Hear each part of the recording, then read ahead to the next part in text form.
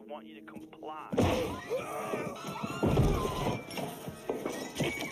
Cancel culture is about canceling. Cocaine. Up yours. Woke moralists. Up yours. This is systematic bullying that's happening. Woke moralists.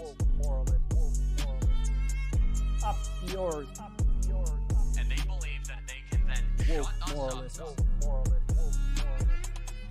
Up yours. Woke moralists. They seem animalistic is what I mean. No, they're worse than animals. The woke mob, they ruin everything. They stop Ben Shapiro from going to events and speaking. They stop Ann Coulter from doing it. I will never surrender even a single inch of ground to a pitchfork mob. You never cave to the mob. We will never bow to the mob. Ever. No matter what. Do you see the final expression of cancel culture in terrorist groups like Up yours. We'll see who cancels who.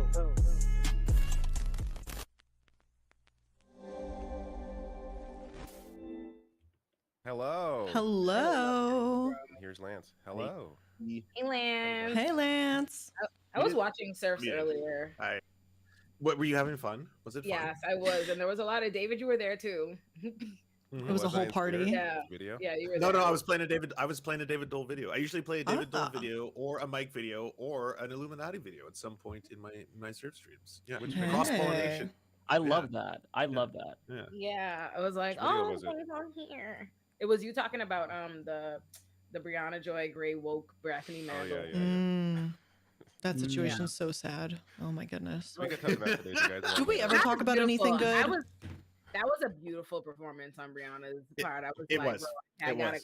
gotta give her props. Like Yep. that was because when you think of it, like it's acting, right? Like it's a performance, right? And I love like the choice in roles, right? Like I'm way more like I really like the mockumentary, look at the camera and stuff like that. But Brianna really leans into earnest. She keeps it up the whole time, like You take your time. We're on the same page. Like she maintained that like the earnest stare the whole time. She never let the camera catch her. I was like, that you can take your time. Yeah.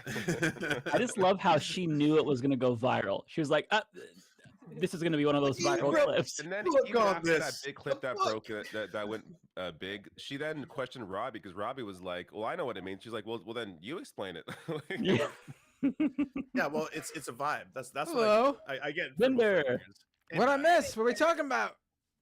Vinder, We were talking about the clip of the week. Did we watch it already? The clip of the week. No. Oh, we'll get to it. But somebody here has an announcement to make today. Yes. Yes, we Well, do. I guess. Oh shit! I can't even say. Let me get out of full screen so I can see the live chat. I just realized. What am I doing? Hold on. I will. Who's live chat? Whose live chat are you monitoring? I'm always in. I'm in the national chat. But yes, you can just show them. You can just show them. Show them. All right. Yes. Yeah. And then y'all can drop the link in the chat. Full screen. Put on stuff and let your girl get a show. Turn up. I'll turn it up. What if I told you that instead of spending your time and hours of your life you can never get back, bursting through the internet, scouring through Twitter, trying to debunk propaganda, find out what's going on with social justice movements, that I, a bitch who's chronically online, to bring it straight to you. My name is Olayemi Olurin. You can call me Olay, because why butcher my name? I'm a movement lawyer, a political commentator, a writer, an advocate, and what I'd like to call a professional loudmouth. And I'm here to run my mouth in service of you. Help me help you. And I'm so excited to finally be launching my own show, Illuminati. So instead of the stress, instead of the bore, instead of the anxiety, what if I just answered your questions directly? Subscribe, baby. The cat's name is Raheem. Hell yeah. I'm not about pimping out my cat to get you to subscribe. That's so good. Thank you. There we Yes. Everyone, be go tuning in. subscribe right now. I feel Pull like up we the- can get pull you up to the, 10K subs in a week, right? Yes, Oh, like easy, yes, run it easy. up. Oh, yeah. We're gonna put out the first Pull up episode the, on yeah. Here's the Wednesday. page. Here you go. Raheem is in the banner. So cute. As he should be. Yes. Yes. True. Already it's subscribed, as you actually can a- see. True Blair. It's actually a 4 very, very cute subs. image. I can show y'all. I'll send it in our thing. You can see Raheem be very cute. I sent it in our Leftist Mafia Twitter so you can show the people the full image of Raheem really being poppin'. All right, I'll bring it up. Like the royalty he is.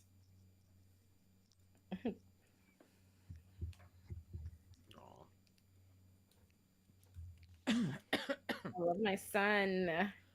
I love that. I know who's the real star. I love the crown.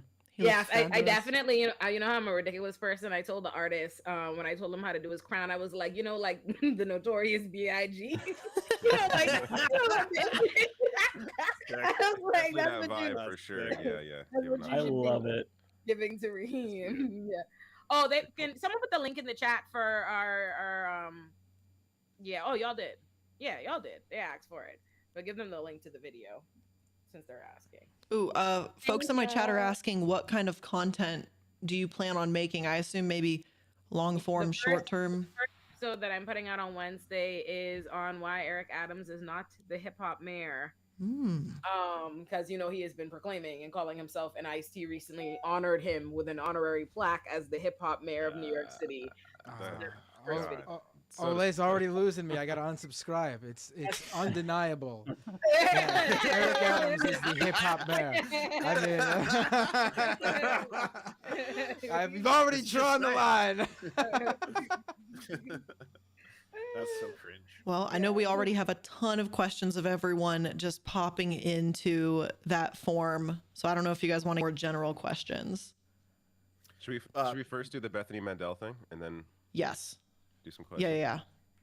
All right. Can I also just say one thing before we start? That like, no, are you all feeling wonderful after this last week?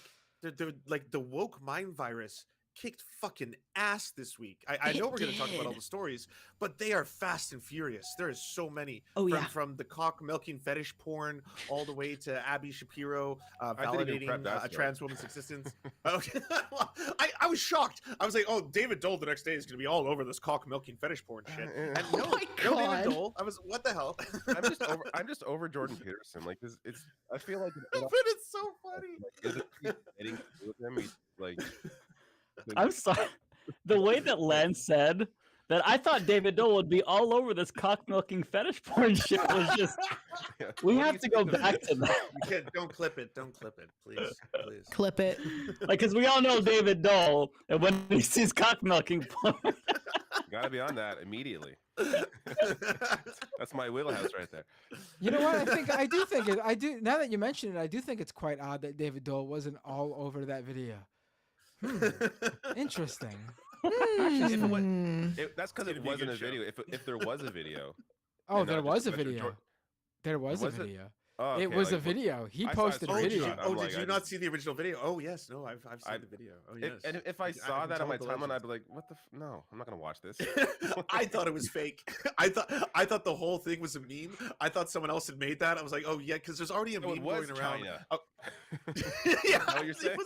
It was. Yes, I saw it. I saw it before he removed it. It was a full-blown video. It was real as can be. It was. I thought he posted a screenshot. Oh my god! No wonder his daughter was. Oh no, it was a video.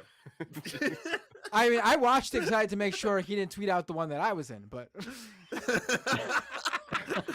You too, Matt. You got a pass? If anyone has no, by the way, we should get some context here. If anyone has no idea what we're talking about, Jordan Peterson at the beginning of this week went like even crazier than usual. He posted some cock milking porn, I guess is what it's called. That he claimed. Why don't we pull it up so we can take down half of leftist YouTube and Twitch in 1 second? I'm not pulling it. But he claimed it was like. What was his claim, that it was China or something? Yes, that it was someone CCP. else. Yeah, so someone else had already fooled him by posting a video of this hardcore fetish porn and then saying like, this is, what is this, China? The 3-child policy? And then he's like, just another day in CCP techno nightmare hell. And I was like, you genuinely believe that this is a video of a breeding program to increase the population of Chinese people, and you saw that as so outrageous, you had to tweet about it. You had to post it on Maine to 3.8 million people who follow him. Please don't ever let this die. Keep And this wasn't going it for clear all that like a time. bunch of white guys in the video? Like this, how was it China? Yes, it was British men, actually. The porn apparently is from the UK. That's right, It has been identified, and yes. How did he find this though? Like, what is his timeline like There was to come a- across that? Yeah, I saw the original where it came from because it was actually a video embed. You know how if you grab a video link of someone's uploaded video on Twitter, it shows Mhm. like the username underneath the video of where it originated Okay. from. It was some Chinese account who later came out and apologized as well, saying, "I was sent this by someone on WhatsApp who claimed that this was happening in China to me." And of course, these fucking idiots don't check nothing, because why would they? They just believe everything they see on the internet. They buy their little Twitter blue verified check marks to make them look more serious, and then they just spread all of this shit, and people see the check mark combined with exactly what they believe, and they go, "Oh, of course I'm right, let me share it." It works like that every single time for every single subject, no matter what it is. And it took him quite a while to take it down. It wasn't quick. It was up for a while. Took his daughter criticizing it. She was like, "Dad, you can't put this on my timeline." Yeah, she didn't even complain that it was bullshit. She just said, "Don't show this to me." Yeah. Don't show me the Chinese communist breeding programs. Also, same week that Jordan Peterson also thought Shoe on Head was trans and detransitioned, and That then was hilarious, also retweeted, and a lot of right wingers are guilty of this. Retweeted a picture without the consent of the parents or the teenager in the picture, a topless teenager who he believes to be a girl. Yes, which technically constitutes him consciously retweeting child porn. Technically, unless he's willing to admit that trans men are men. Yeah, it's because it's all just a performance for them. They know they're not actually what they claim they are. Like, whatever. I like how since we brought up this milking topic, neither of the women have said anything. I mean, what the hell are we supposed to say? Do you support the CCP? That's what the real question is. Yeah. Or the breeding programs. Do you support the super soldiers? Anyways, we can move on to this this Bethany Mandel thing. I can intro this. So this week, Bethany Mandel, who is a conservative writer, and my understanding, her and her husband are kind of like big in the conservative space. They both write a lot about being parents that homeschool, and they're very conservative. They're very worried about the woke ideology that is affecting children. Well, she was on The Hill Rising with Brianna Joy Gray and Robbie. I forget Robbie's last name, but the two hosts there. And I'm sure a lot of you saw this clip, but there's actually two clips, because the other clip was not that I used in my video, has not been as widely viewed.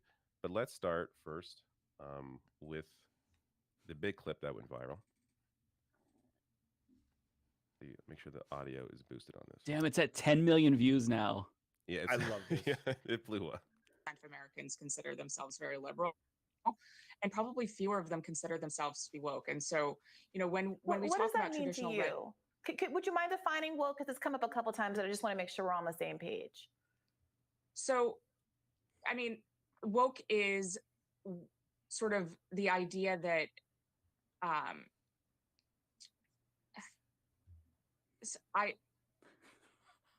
this is going to be one of those moments that goes viral. I mean, woke is something that's very hard to define, and we've spent an entire chapter defining it.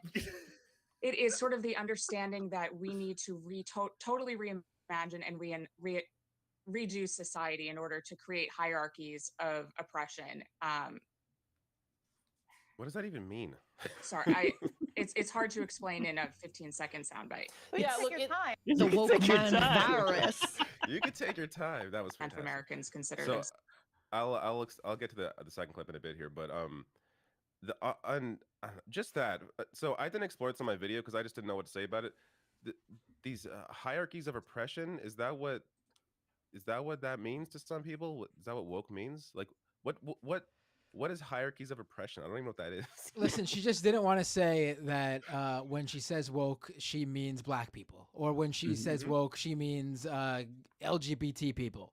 That's what it is. You know, we know because their followers, when they take this to the cultural stuff, it's loud and clear what they mean when they say woke. oh, look, Little Mermaid's gone woke now. Oh, how did it go woke? Oh, there's a black actress cast in it. Oh, this show is woke now. Oh, how did it go woke? Oh, there's a trans person in the show now. They know exactly what it means. They're just too chicken shit to say it because the mainstream society that she's claiming isn't these things actually looks down upon, for the most part, them saying that stuff because, we're in the year 2023. We're not in the 1940s or 50s anymore. Yeah, exactly. So she does go on to give an example of what she means when about woke in the classroom. So this was less. This didn't get as much exposure, but I think this is worth watching. So with the example of a 5-year-old, one example that one of my friends just posited on Twitter, her 5-year-old came home and said, I like girls. And so that means different things to different people. For an adult, and sort of what the adults were sort of telling that child and what they understood they were sort of framing for that child was that it's okay to be gay or straight, and more of a sexuality question. Whereas for children, it's more, I like girls and I like boys. So Bethany, I saw that tweet that you mentioned. It was someone who said, I was recently at my friend's son's 8th birthday party. I was chatting with one of the moms, and she said that her 5-year-old daughter came home from school and said she likes girls, and that her teacher said that's okay. So the response seems to have been that's okay, without more editorializing about whether it's sexual or not. Although you quote tweeted saying talking about sexuality with young children weird again, make that weird again. Yeah.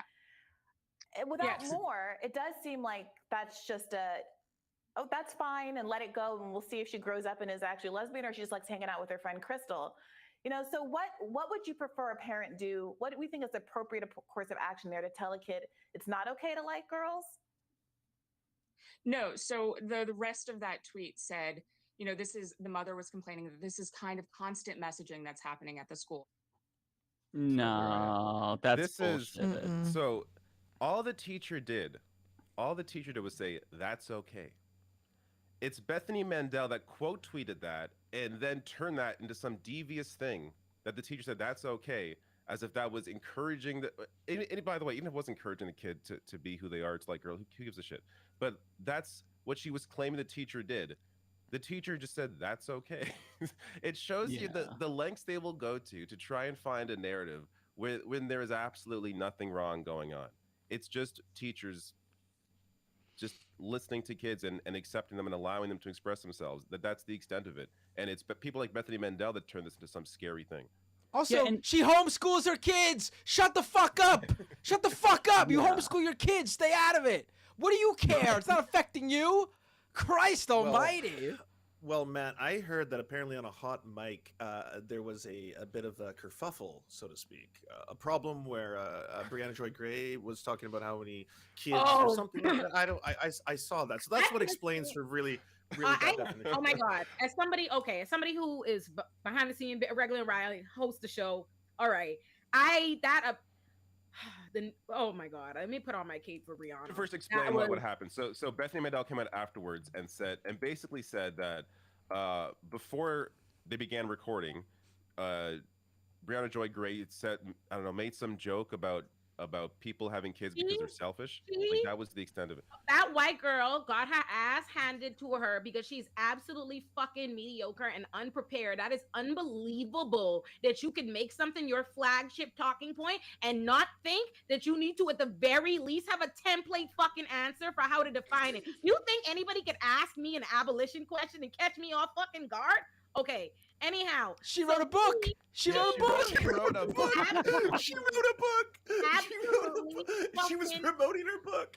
Wildly mediocre and incompetent, and it says something about what is the usual tenor of what happens on Rising, that she figures that's the kind of environment she expects to be softball, that even just defining it was something that threw her the fuck off. She was blown away. But then the boldness, the sheer audacity to sit there and tote that ass whooping online and come there and say, I will blatantly do my best to try to blame this black woman because I am so upset Brianna is a villain because she made me look. No, Brianna don't got shit to do with that. But listen, Brianna don't got shit to do with that. Brianna don't got shit to do with why you can't define what you allegedly wrote a whole chapter about, sweetie. So you come and say foolishness. There's no such thing as a hot mic or whatever at Rising. You come on and you're on. You're right there. We know we're mic'd up the whole fucking time. You come on. You're on the screen. We see you. There is no secret aside conversation, whatever. Like, get the fuck out of here. A hot mic? What the fuck you think this is, bro? We're mic'd up from a hot for mic. context. That pissed me right off. Like, I was so tight. Bring what? A hot mic. Just for Ooh. context, this is and the also, this by is the the way, tweet. hold on, and this is go an ahead. important point. That question, Brianna asked her that question 7 minutes into the interview. Bitch, you were so kerfuffled by that comment. 7 minutes left. So just for context, this is the tweet that Bethany Mandel put out saying, just before we went on air, Brianna Joy Gray was on a hot mic, which of course, not a hot mic. I heard her demeaning parenting in general, in colorful and nasty terms, stating parents only have kids in order to perpetuate their own narcissism. Robbie responded, there are some good ones and some bad ones. Like, first of all, that's the worst you can come up with? Like, this is Yeah, that threw her off. That's it. I'm a parent, and this does not offend me whatsoever. I said those things in the past. Like this is, of course, parents have had kids because they're narcissistic. Like that, obviously, yes, many parents do that. That's not like news. I don't even know what is the what is the criticism here? What the is the nimble complaint? gymnastics was incredible. To blame Brianna, that was wild. I was like, you're embarrassing, Miss Mamas. Hot mic too, by the way. No need to sexualize the situation. It's just a microphone. Boo. I sit here awkwardly. No. Well, and what she said, like her example of woke is really interesting because for me, like when I was a kid, there was no woke nonsense. And when I was 5 years old, I said the same thing when I came home from school, but I didn't get it from school. So for example, like, I've shared this story before. My mom was having like a regular conversation about me and with me, and she said something to the effect of, well, when you grow up one day and you get a wife or a girlfriend, then you'll have kids or some shit like that. I don't remember the context, but I basically responded by saying, well, I don't want a girlfriend. I want a boyfriend. And she's like, why do you want a boyfriend? And I'm like, because I want a boyfriend. That's what I want. I don't want a girlfriend. And she's like, well, you can't because girls have boyfriends and boys have girlfriends. And I'm like, no, I want a boyfriend. And like, she didn't accuse the teacher of like feeding this in my head.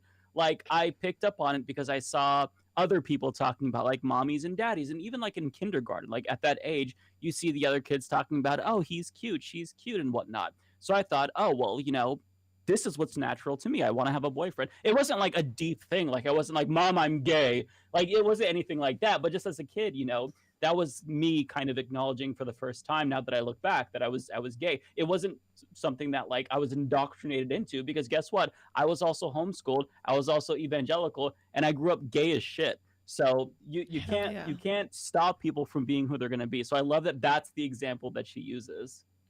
Indoctrinated by your teacher, of course, Mike. We know. That does go to like their belief that this can be implanted into you, as opposed to just you like who you like. Look, it's a way to deflect blame because they see being gay as a bad thing. So they go, well, I could not have raised my kid to be bad, therefore I will blame the teacher instead. It's just a way to deflect blame and not take responsibility. Not that you need to take responsibility for being gay, like, which that's kind of, I don't know. It doesn't make sense in my head. I think I totally butchered that though, but I hope you get where I'm going. It does it? Absolutely. Okay. Yeah. And also, we should also mention the fact that, like, if it works, that you can expose people to, let's just say, gay propaganda, gay movies and gay stuff, and it turns them gay. But there isn't. There would be no gay people. Yes. It's all straight shit everywhere all the time. Like, are you kidding me? It's just like, do you want a burger? Do you want burgers and tits? Oh, look at how the mayonnaise is falling on the titties. Like, oh God, maybe I'm confused. I don't know. Am I hungry or horny? What do you want? Just take money. Like, that's the way it is everywhere in life. I don't even know what you're talking about anymore. I'm just what? You're hungry and horny. Basically. Right? It works. It's We're talking happening about right now. burgers, titties, mayonnaise. Culture has been very heterosexual for ever. So yeah, So the idea heterosexual. is that culture would turn people gay. To your point, there would be no gay people then if that was the case. Yeah, there was no gay people that I knew of growing up. Like, I didn't know any gay people. I remember it was such a huge thing that Ellen came out. We watched the Ellen show, and all of a sudden it was gone after she came out. And that was like my only exposure to gay people and how controversial that was. And I was like, oh, okay, I like the show, but I guess that if she's gay, then that's bad. And like, the next time that I could remember like seeing homosexuality or something homoerotic on TV was watching Borat with my dad and being like, oh, remember that wrestling scene when they're naked? That was very awkward to watch with my dad. So I'm like, oh, this is really gay. And like at the time I wasn't out, but I'm just sitting there really awkwardly like, oh God, like I'm not turned on, but it's just like, this is two dudes on the screen. This is fucking weird. Like I can't, oh my God. Like I wanted to sink into my chair. And it stood out to me because you never saw that stuff. You know what I mean? So it's not like you can be indoctrinated into this. Otherwise, if you could have, I would have been. Like I would have, like I actually, like when my family got a computer and we got internet finally when I was 17 years old, because we were very broke. The first thing that I did when everyone went to bed was I got on the computer, and this is gonna sound dirty, but no, I didn't look at porn. I Googled conversion therapy because I wanted to go to conversion therapy, but I couldn't find one that would be like discreet. So like even like as I started to realize, okay, something's kind of wrong here. It's not like there's no way that you can be programmed into it. You just are who you are. So these people are very, very ignorant about just like human sexuality, about gender. And it shows because they're incredibly vapid. And the second that you ask them a basic question, their worldview crumbles. It's very possible they're also suppressing something themselves, and and so to them, that's what they have to do. So they figure, well, isn't everyone like this? Aren't they all suppressing these emotions, these feelings, these natural feelings they have? Like that comes out for a lot of these people on a constant basis, where it's like, oh yeah, you've been this entire time that you're anti-gay, you've been gay. And like how many times has that happened with Republicans? Like it's been again and again. So I would have been in the Guinness World Record for F slurs as a teenager, just to prove to everyone how not gay I was. Like if you could go back, oh my God, I was the biggest homophobe imaginable. But of course, it was me trying to like hide who I really was. I was like externalizing my internalized homophobia. So a lot of these people who think about this so much and talk about it so much, I'm sorry, but that's a red flag. Like you're gay, you're dealing with something. There's a number of people, Matt Walsh, Steven Crowder, that come to mind, and it seems like Lieutenant Governor of Tennessee. Exactly. Yeah. We should talk about too.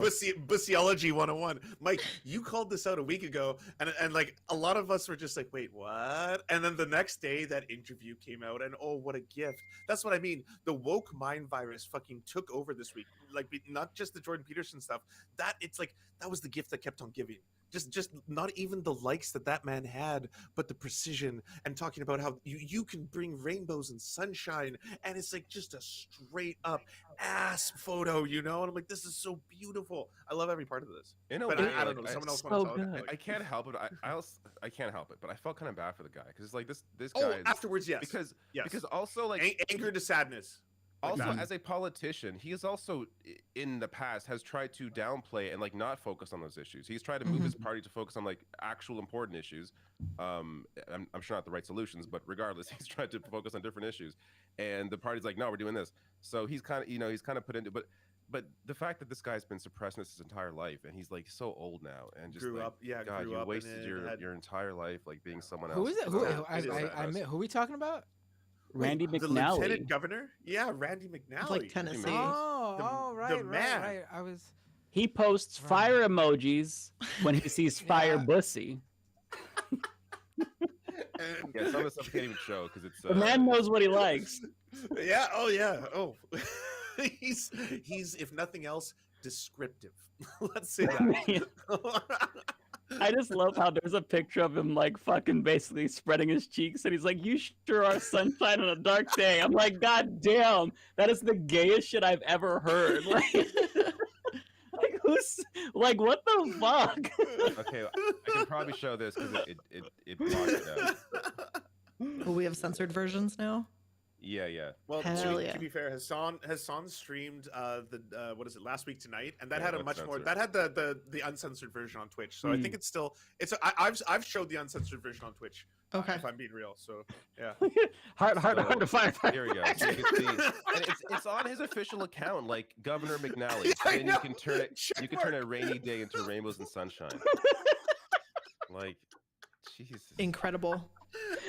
No. I'm sorry, I'm not buying the. Oh, I just wanted to be encouraging. You're commenting on his ass, my dude. That's his defense, that he's being encouraging to people like this. Maybe part of him feels bad that he's like legislated against them, so he's like, this is a way of coping with it. He comments on their photos to try and make them feel better. Honestly, the comment, you can turn a rainy day into rainbows and sunshine. It's kind of poetic. Like if McNally actually just commented like nice ass, I would have thought he was less. I would have thought maybe he was just being encouraging. Like I thought maybe he was just being encouraging. But the rainy day into rainbows and sunshine, I mean, I think maybe. Not to mention the hearts and the fire emojis. That's the hearts and the fires. The fire. Apparently he's old and doesn't know how to use He claimed he didn't know what the emojis meant, and I was like, sir, sir. Hard, fire. Oh no, I was just trying to be encouraging. I'm old enough to be his grandfather. Huh, nice bussy there, son. I'd love to stick my cock in it. Heart emoji. Like, come on, man. Again, I do think that would have been less gay than the rainbows.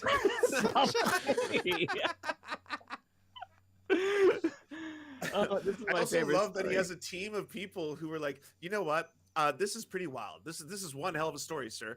You should get in front of it. Why don't you go on the camera tomorrow? Why don't you answer questions?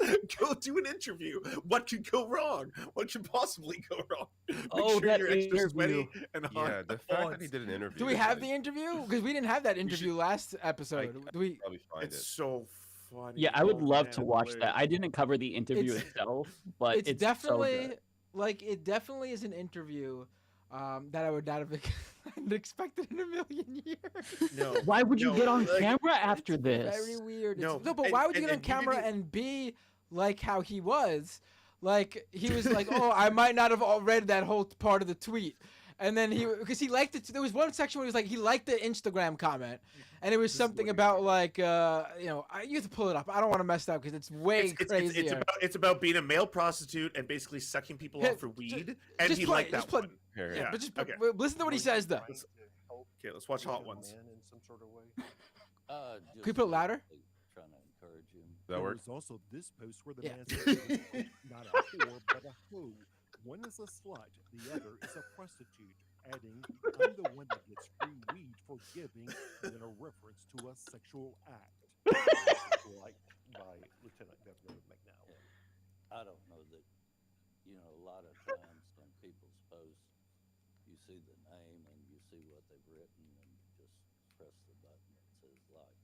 So you didn't read that post? He's got the printout and everything. Oh my god. But what about the prostitute? I just love the slow zoom on his face. Wait! You gotta rewind it. You gotta catch this part. Okay, It's okay. this Well, part you is can- so you can- funny. You can barely hear it though. Wait, can you put it It's even as louder? as loud as Yeah. it could possibly go. I'm at 600% okay, fair. on the top. All right, let's all be quiet for a second. Let's all be quiet for a second because it's really funny. Probably not. I know that. But what about the prostitute? I might have read that. I might have read that. People in both chats. Okay, so people in all, I got all three chats. They can't hear it. So what he's asked is like, should you have liked a post that says this? He's like, I don't always know what the posts are all about. And it's like, well, what about the fact that it says that there's a prostitute? And he's like, yeah, I knew about that. And then he's like, should you have liked that? Probably not. Probably not. So he straight up admits to the fact that yes, he knew that this was a person trading weed for blowjobs. That's what happened. Incredible. I got nothing else. All right. Well, we got plenty of questions tonight. Let's start with the easy one. Ask Matt to discuss his involvement in handing out weapons in the Capitol on J6 while dressed as an Antifa ninja. Oh, right. Okay. So I've been asked this a few times now on the various different shows I'm on. The jig's up. I was there January 6th. I was dressed up as a ninja because, as one does. And I was part of the Antifa super soldier secret undercover agents that were there. And we were handing out weapons. And for people who have no idea what I'm talking about, basically, I have there no was idea this... what you're talking about. Okay, I have no so... idea what you're talking about either.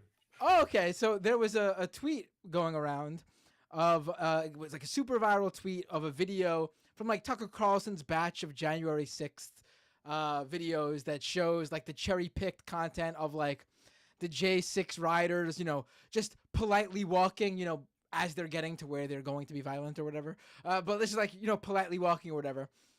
And there was like an argument under this viral tweet about whether it was Antifa who got violent, because in like one of the videos posted, there was like weapons or something. People were claiming the weapons were being handed out by Antifa. And then I come across this in that thread of replies. Someone posts a video of people in the Capitol building, and he claims that looks awfully like Matt Binder, the one dressed like a ninja, and that soon it'll all come out soon enough, I guess. So basically, and it wasn't a joke, it was a very legitimate, serious right-winger who truly seems to believe that I was at January 6th dressed up as a ninja. Hold on. Let me see, because you Here's made a lot Matt of Binder right incriminating statements.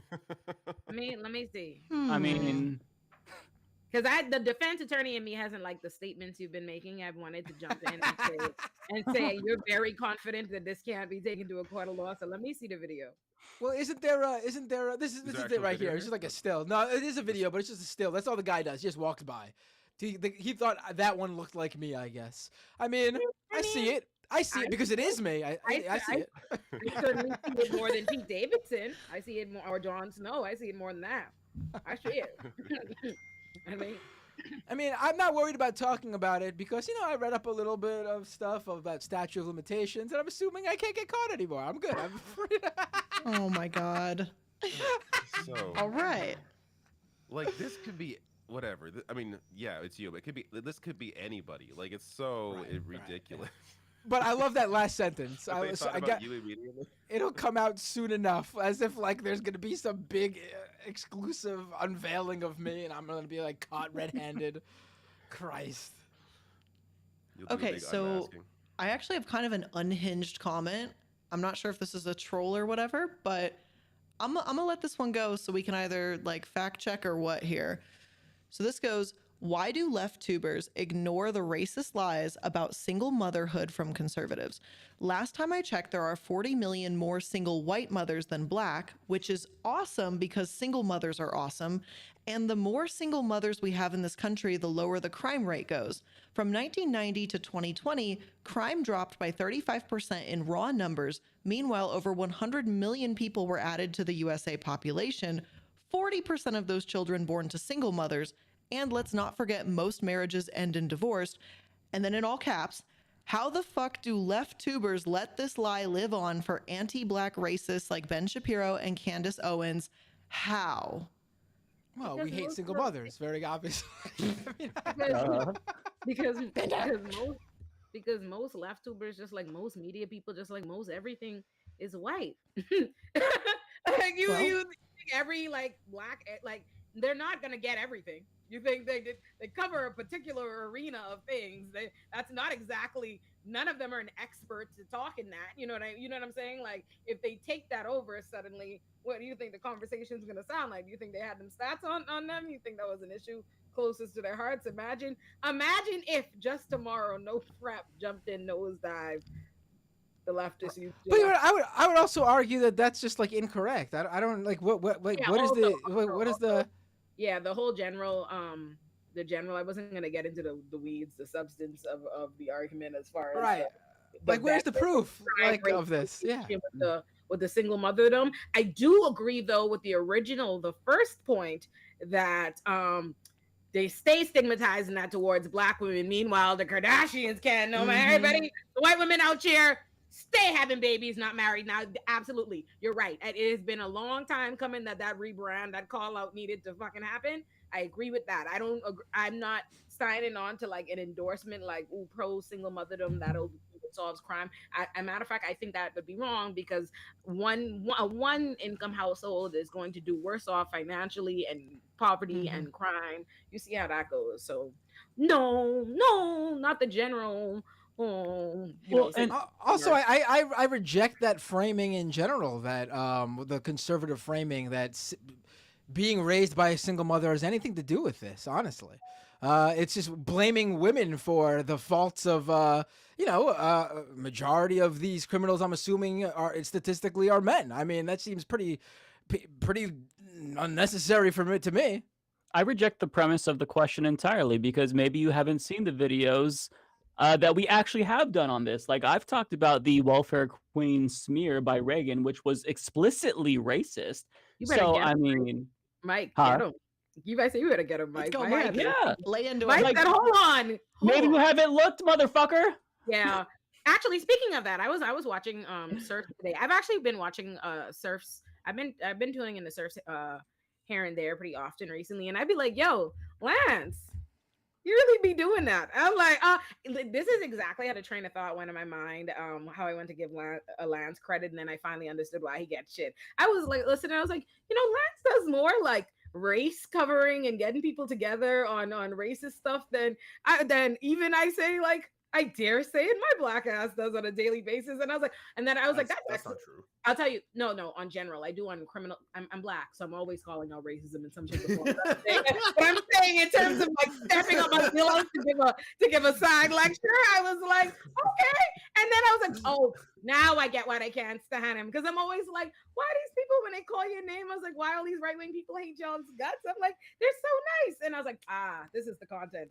I like this. This is why you get in trouble. I see it. Got to be careful with that framing of it. If someone looked at Lance and heard the phrase "Lance gets people together on racist stuff," oh no! I would assume I've got like the shaved head on the side too right now, right? You know, like I can do the Peaky Blinders. I can say it's like the Peaky Blinders, you know, and that kind of stuff. But it's also like, but also Richard Spencer looks that way, so you should be careful what you say. Right. Lance loves to get his friends together and light them tiki torches and march down the street.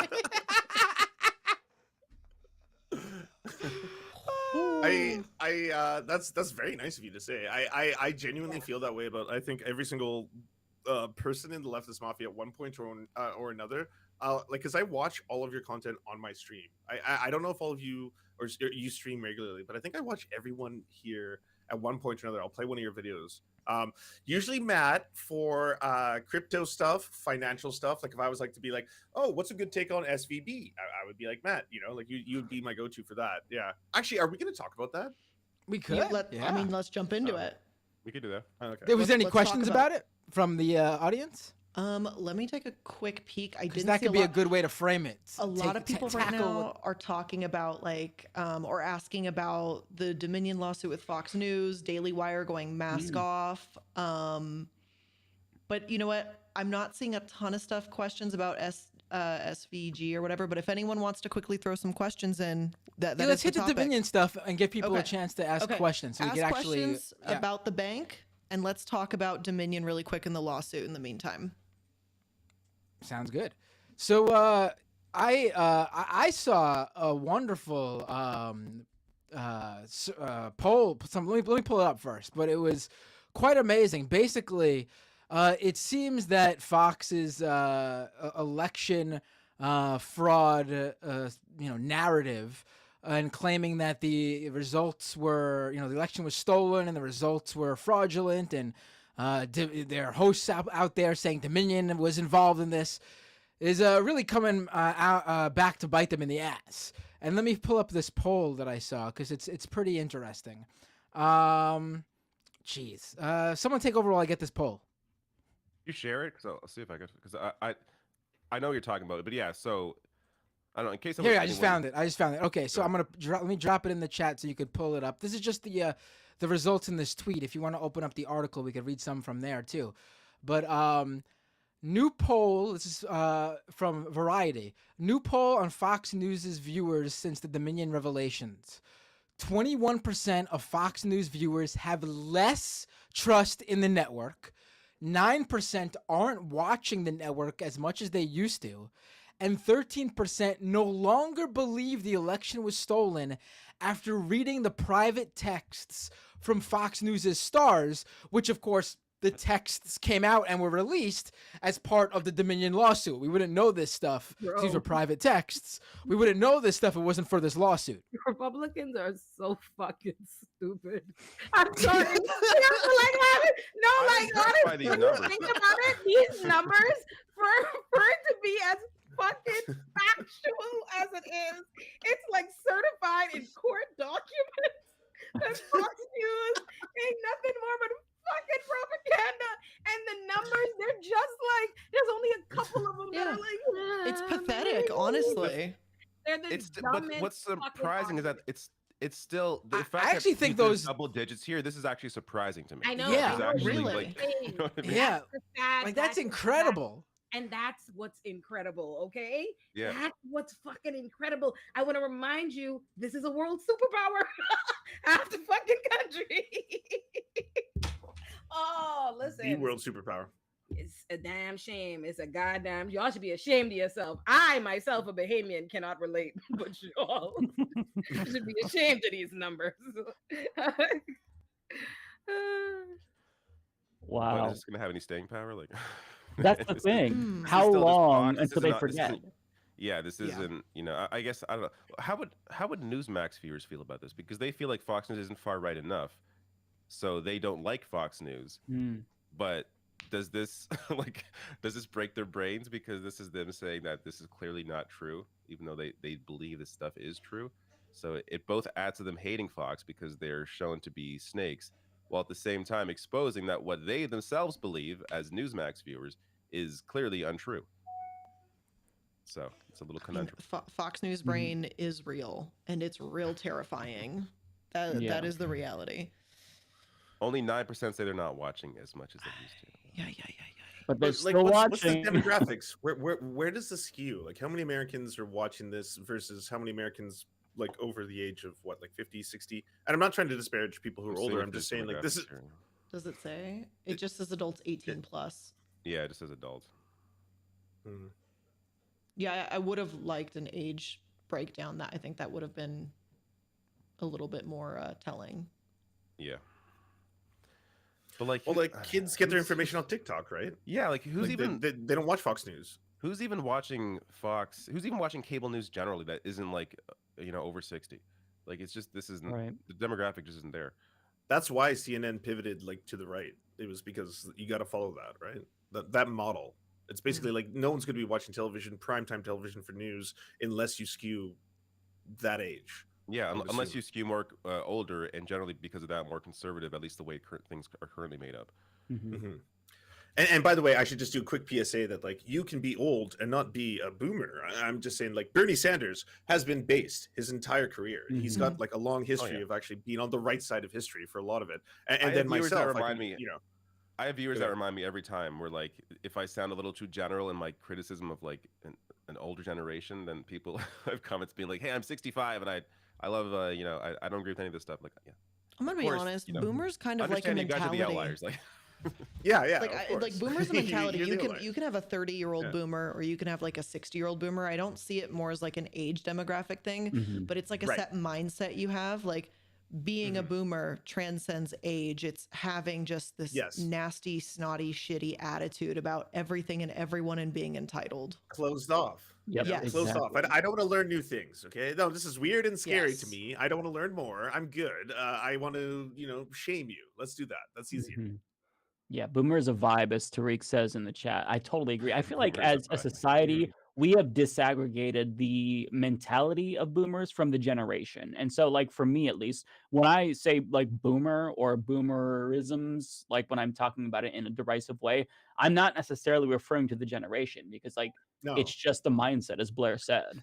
internet slang. Well, and in a Exactly. way, it's kind of what, the actual age demographic of the baby boomers did to millennials, because they call Gen X, they call millennials, and they call Gen Z, and they call Gen Alpha all millennials, because all it is someone younger than them, essentially, who is more open-minded or more interested in looking at, I mean, I don't want to be like who's more interested in looking at scientific data, but who's actually more interested in investigating the facts and drawing conclusions instead of just looking at one TV show and one opinion and be like, well, that's it for me. That's a wrap.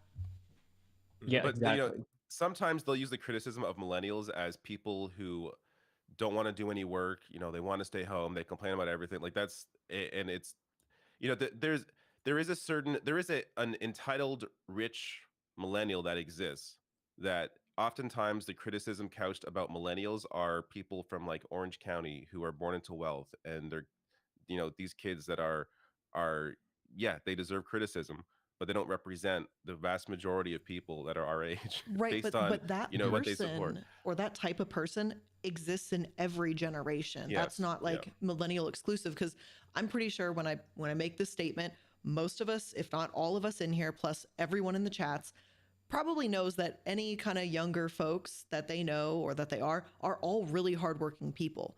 All my friends work their asses off. All of us work our asses off every day just to pay bills at this point. It's not even like to live some crazy, amazing life. We're all just working just to survive. Avocado toast? Blair, you're not all over the avocado toast? It doesn't like dominate What the every hell? aspect of your life? No, and you know what? Furthermore, this is really off topic, but someone ruined avocado toast for me because they said that they're like, why do people even like avocado? Because it tastes like dick.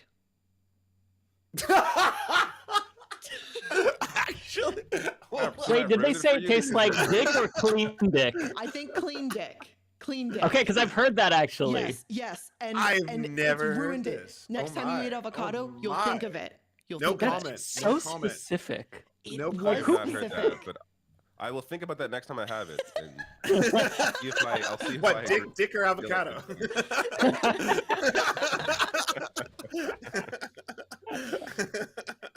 All right, I'll That's go back such a to weird some random serious stuff. criticism there. I know. Yeah, observation. I'll go back to more serious questions here. So here's a question that's kind of asking Clean dick, chat. Don't freak out. Clean dick. It's okay. Yeah, it was clean. Don't worry, y'all. It was fine. All the boomers are freaking out in the audience right now. These are why the millennials love this. They love their avocados. They're all Now we know why. I never did. So some folks are asking us about the anti-shooter cube that showed up in classrooms that was displayed. I'm sure you guys saw the video. David, you got to show it. You got to show it. You got to see the visual. If you see the visual, you'll see the horror in real time. The anti-school shooter cube thing Yeah. that the teacher pulled out. A purely American problem.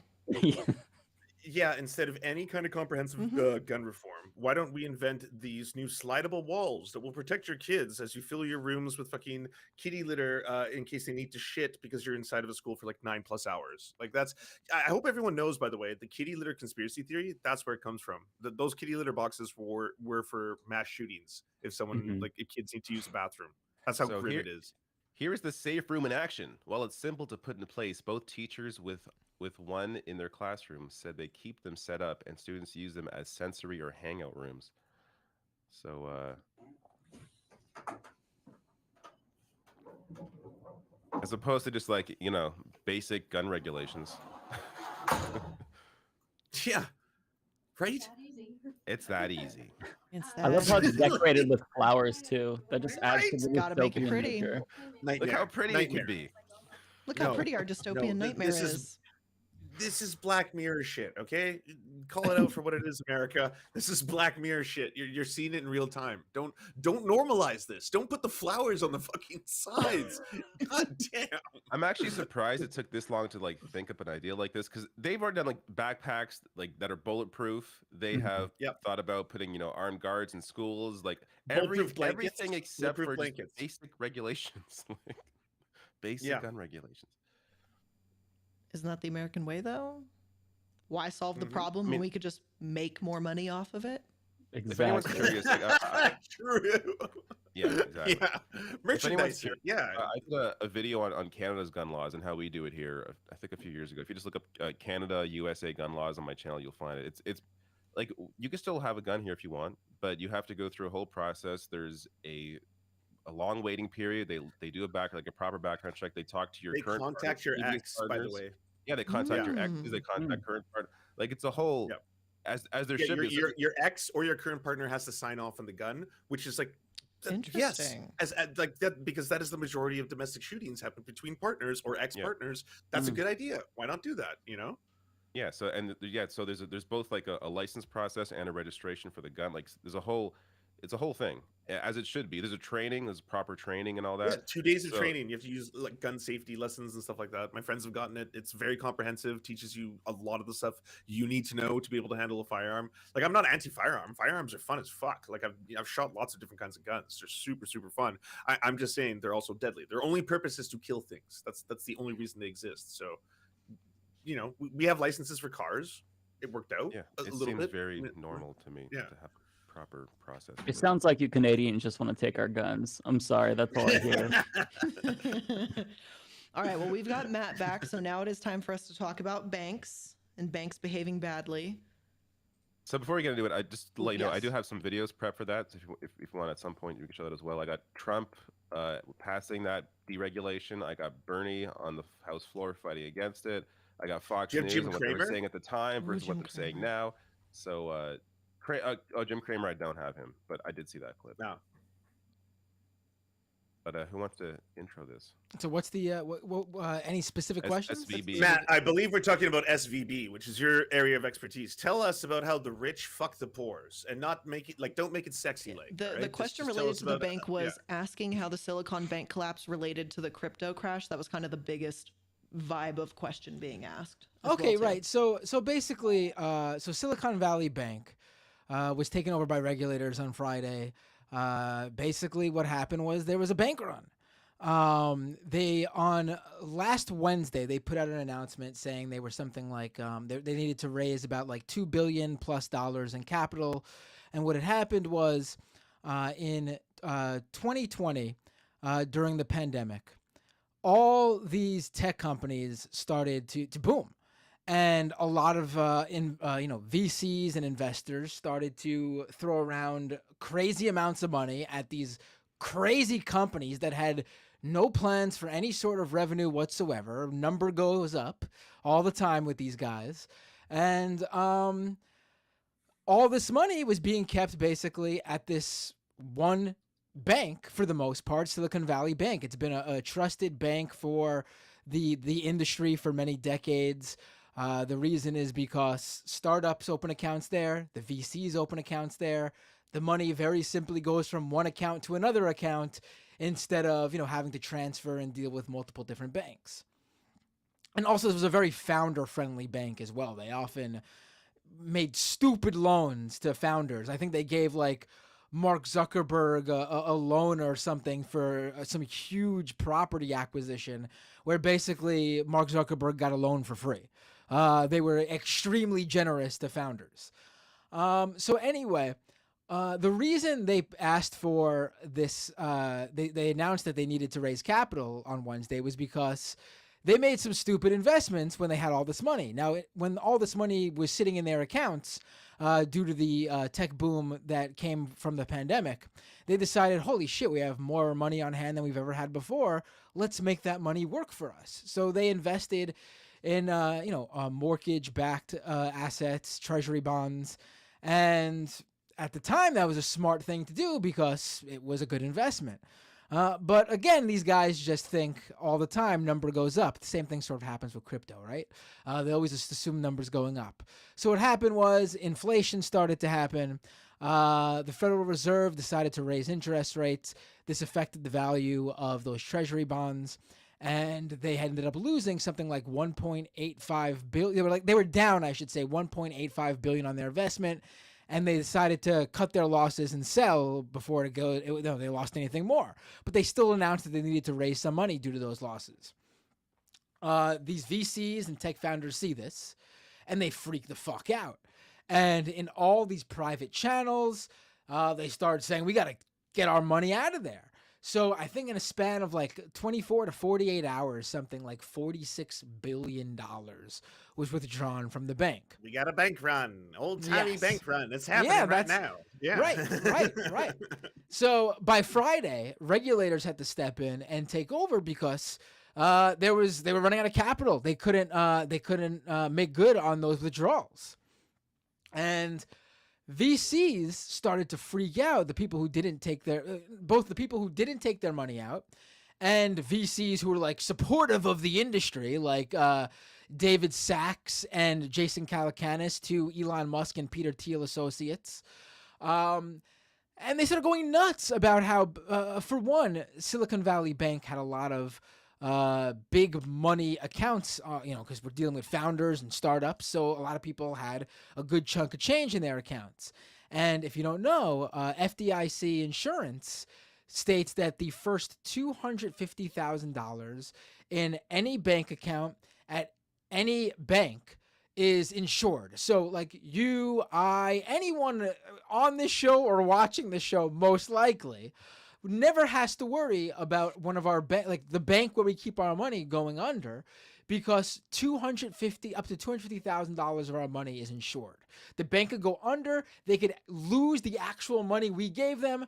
Don't worry, the government will step in, and the FDIC insured funds will reimburse us, and we'll get whatever money we lost in that bank back immediately. No problems, no questions asked.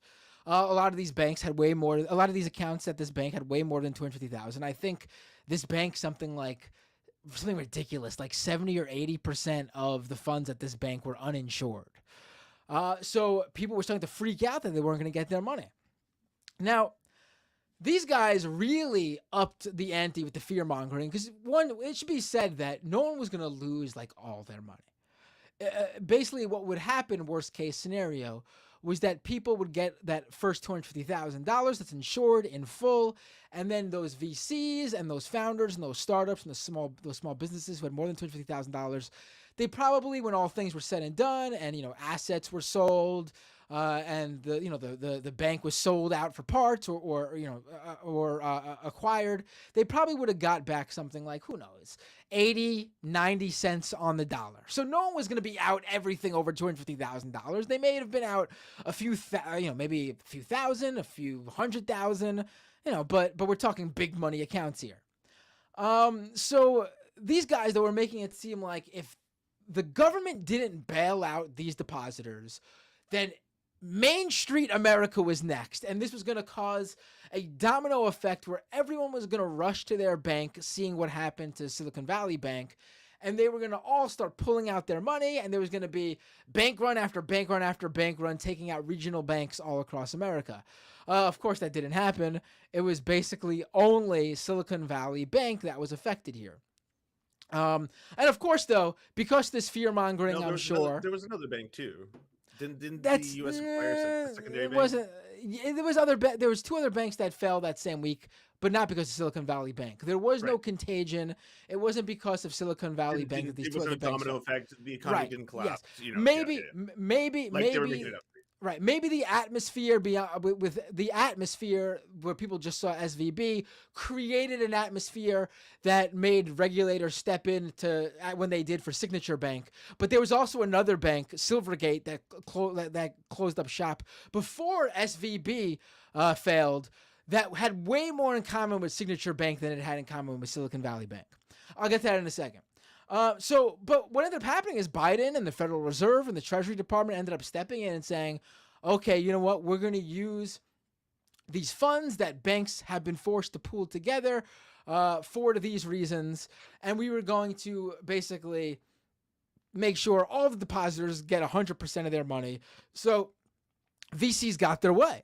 VCs absolutely showed who was boss in this country and who this country truly steps in to help as soon as possible.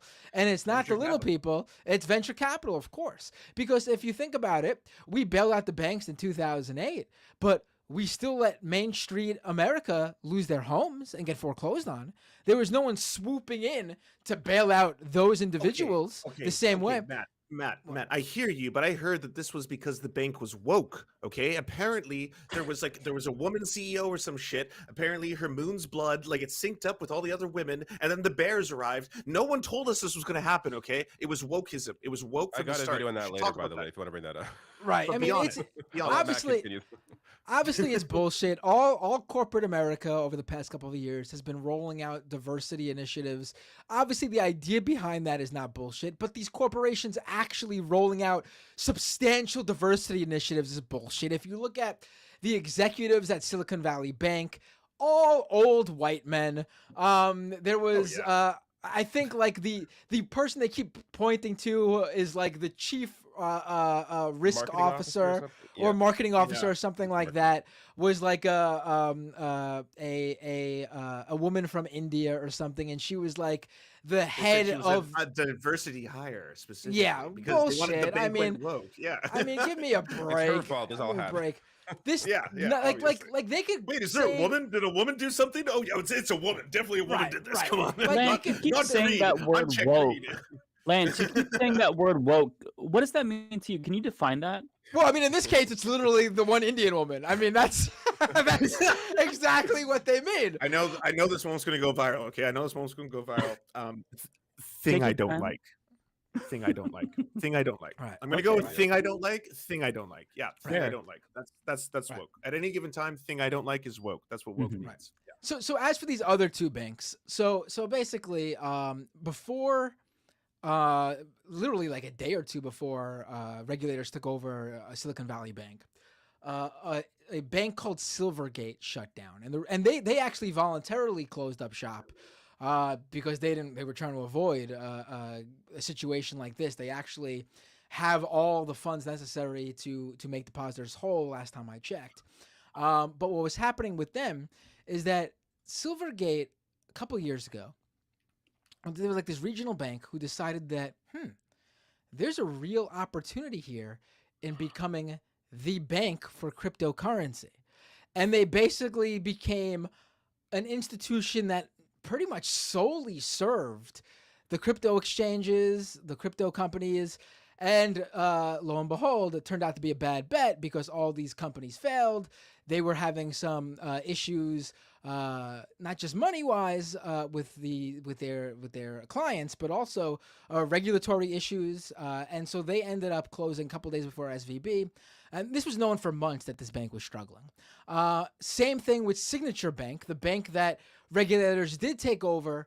They announced that right after, like a day or two after SVB was taken over by regulators, and people tried to use that as proof that there was some sort of contagion. No, Signature Bank had way more in common with Silvergate. Signature Bank was another bank that they weren't totally crypto, but they were known for being extremely crypto friendly. They had a lot of crypto clients, and one specific client they had, which I think probably is going to cause them a lot of problems, and why why actually the federal government has required that any company that acquires Signature Bank, because Signature Bank is now on the auction block, they need to they cannot serve any crypto clients if they take over Signature Bank. This is part of the auction.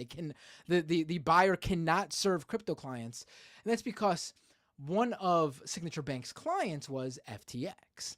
And Signature Bank was especially crypto friendly because they had what was known as the Signet blockchain. They were running this blockchain that, basically helped these crypto exchanges work more in tandem with the sort of institutional banking that Signature Bank provided. And it's been discovered that through this blockchain, the Signet blockchain run by Signature Bank, FTX was doing a lot of their money moving between the FTX exchange and Alameda Research, their hedge fund. And this money moving is what ended up getting FTX in a lot of trouble, because what FTX was doing was they were sending customer deposits at FTX to their hedge fund, and their hedge fund was then making risky investments with those customer deposits and just fucking losing them because they were being dumb as shit. And they were basically in like the negative. They were losing their customers' money. So Signature Bank is probably in a lot of trouble because this shouldn't have been happening. There should have been red flags warning Signature Bank to this. So either Signature Bank was failing in terms of what they needed to do. There's various different rules around KYC, know your customer, having details of your customer that they either failed to uphold to, or worst case scenario is that they fucking knew that FTX was doing this and was letting them do it, and we're in on it in some way. And this is obviously something that's going to be investigated. It'll come out. But Silvergate and Signature Bank closed for long known reasons, months in the making, that they were struggling because of their crypto friendliness, their crypto clients. SVB closed for a completely separate reason. But I do think it is notable that all three do share that they primarily served the tech industry, whether it was crypto or the risky startup world where VCs are just throwing money at bullshit startups, like the Uber for public restrooms and the Uber for fucking I don't know, cum factories or some shit. So yeah, that's pretty much the story of what happened. And if you'll see, no other bank has gone under yet. There has been some banks that have had some troubles. I think Credit Suisse or whatever the fuck they're called in Europe has been dealing with some issues. But also, it should be pointed out that on Monday when the stock market opened, all the bank stocks tanked on opening, and people were trying to run with that being proof of a contagion, that this was the beginning of something that was going to spread. And I just want to say straight up, that's fucking bullshit. You can't go, that's what a contagion is. A contagion would mean that the bank run at SVB caused other banks to suffer bank runs, which means that on Monday, people were en masse withdrawing their money from banks, just taking money out, fucking over the whole system. That's not what happened. A contagion is not a bunch of investors decided to either try to manipulate the market so they could like short a bunch of stocks, or just they started selling their bank stocks based on feelings and the sentiment in the air. That's not how the economy works. The stock market is not the economy. What do you think the response from the White House? How long has this bit been?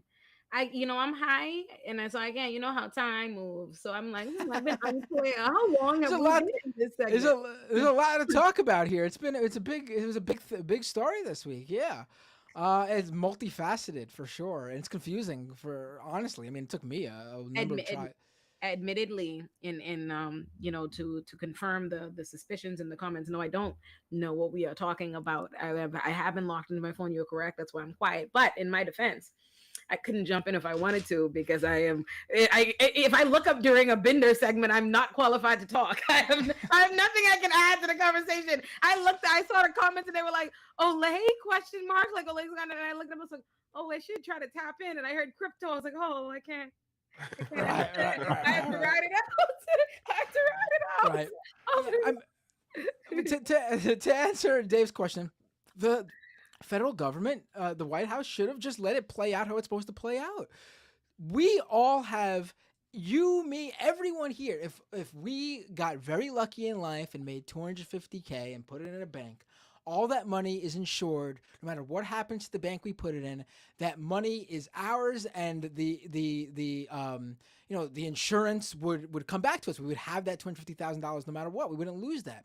But say we saved up for retirement, and we somehow saved up $300,000, $400,000 for our retirement, put it in a bank account. Our bank went under. Guess what? We would have lost a certain percentage of that extra $50K or extra $100K or extra $150K. No White House would have come out to help us, working retirees who just managed to save up over the years or whatever and put it in a bank account. There would have been no mass run to make sure we were all made whole in the following business day. The system should have played out exactly how it should have. There are a lot of people who know that's how the system works, and they actually, people who have way more than $250,000, they actually pay attention to this.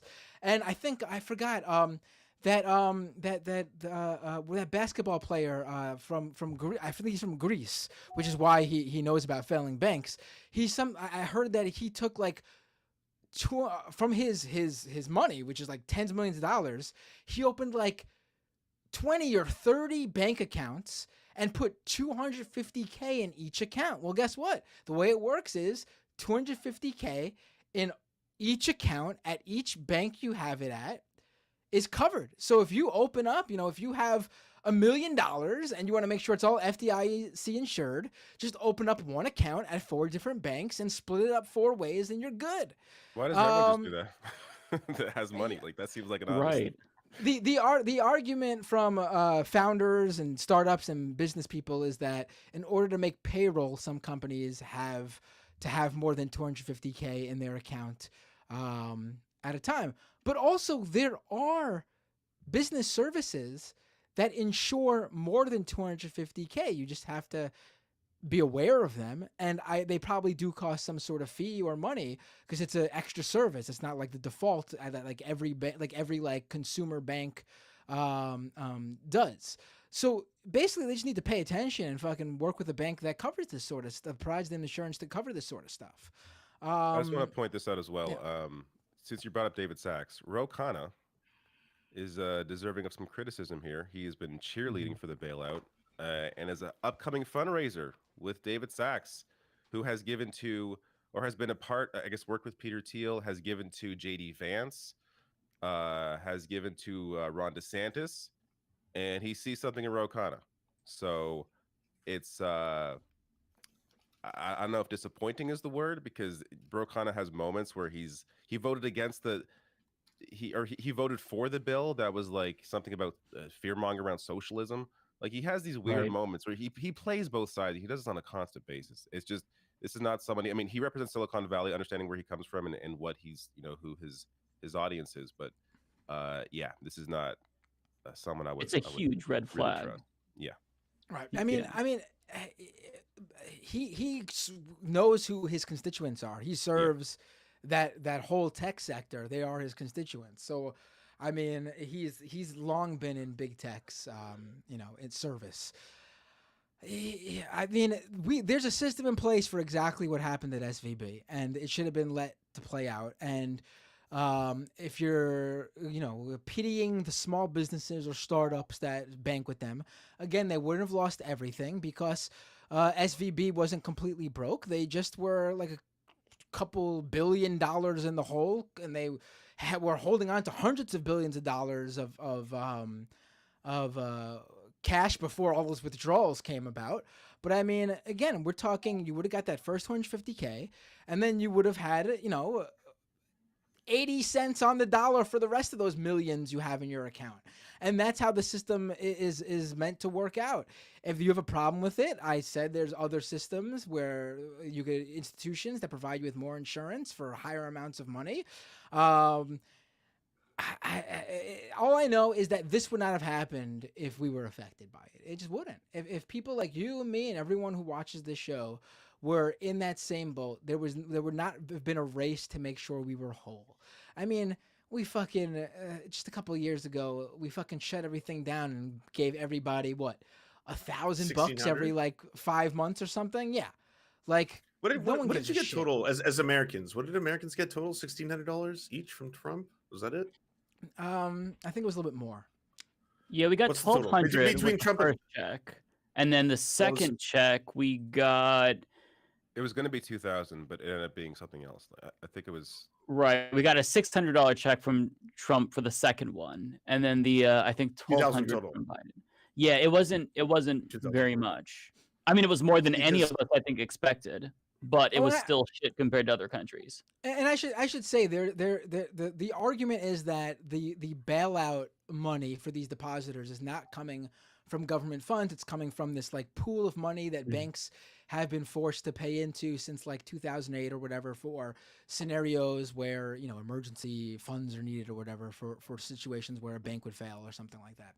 But they're not, first of all, they're not earmarked for this specific situation as far as I've read. And then second of all, the idea that like the banks will just let this money come out of these funds and not look for new ways to replenish those funds via fees to customers like you or I is bullshit. We already know that's where they look to make as much money as possible when something like this happens. Oh, we're going to hit customers with all sorts of fees. Like, growing up, there was no mandatory minimum. Maybe I'm showing my age here, but there was no mandatory minimum of having to have like $100 in your bank account at all times or you get hit with a fee. Like it's ridiculous. They're looking for all sorts of new ways to hit people with fees, and it's all because of reasons like this. They make a bad investment. They're required to do something by regulators, and people are like, oh, they're getting punished or they're facing the consequence. No, they're not, because another thing, SVB literally paid out bonuses to their executives like days before the regulators took over. These guys always get paid. These guys always Every make time. out. Every These guys fucking time. always get rewards for destroying the institution that they're in White collar charge of. crime every time. Yeah. Yeah.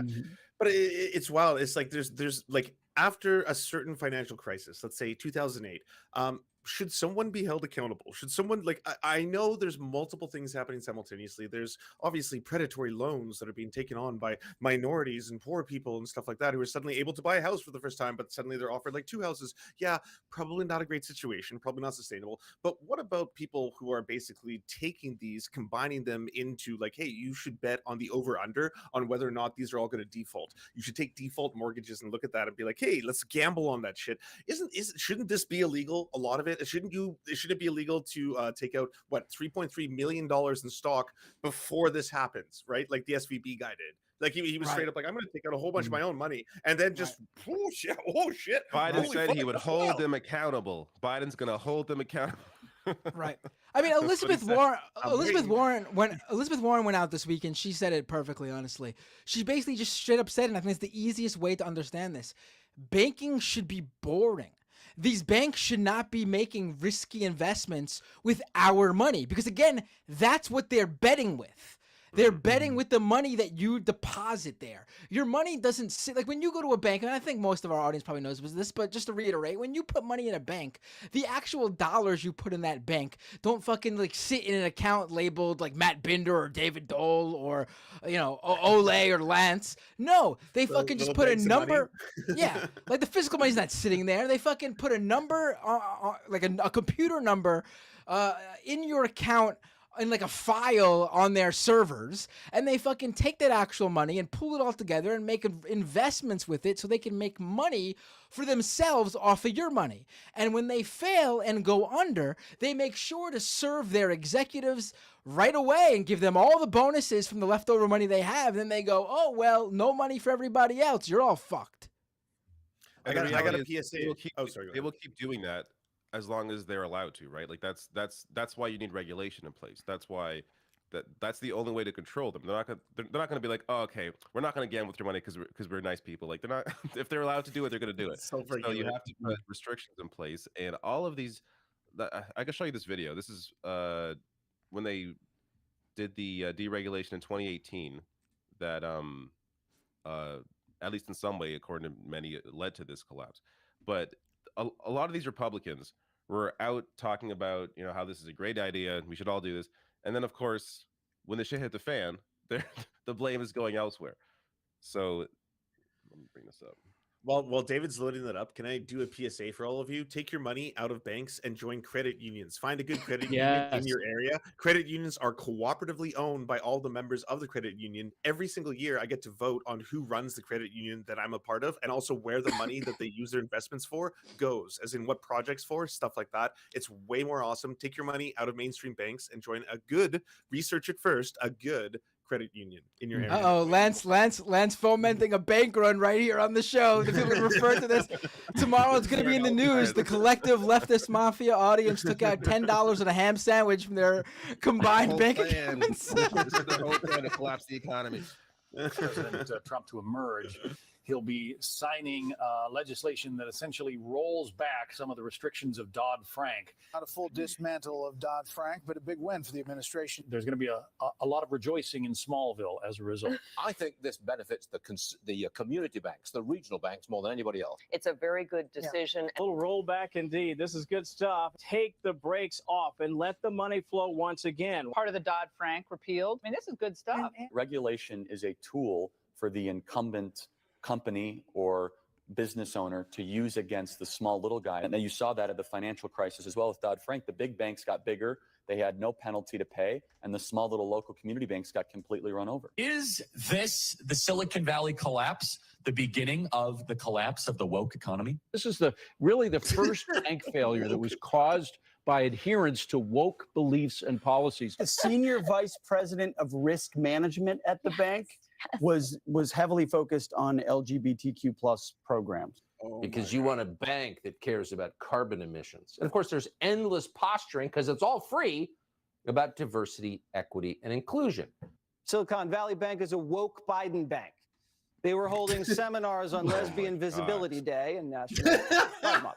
Hey, Silicon Valley Bank, is diversity still your strength right now? It's time to stop with the climate change and all the woke issues instead of focusing on the main mission of the bank. Climate change, the do woke have issue. these banks focusing on ESG and on all of these sort of woke policies, if you will. LGBTQ month of activities just before the bank collapsed. Oh my God. Maybe the executive should have been celebrating LGBTQ week with all that gay sex instead of like lesbian seminars. Lesbian Fox News, seminars. by the way, Fox News has a whole page on equity and inclusivity, and like they have a whole page about this.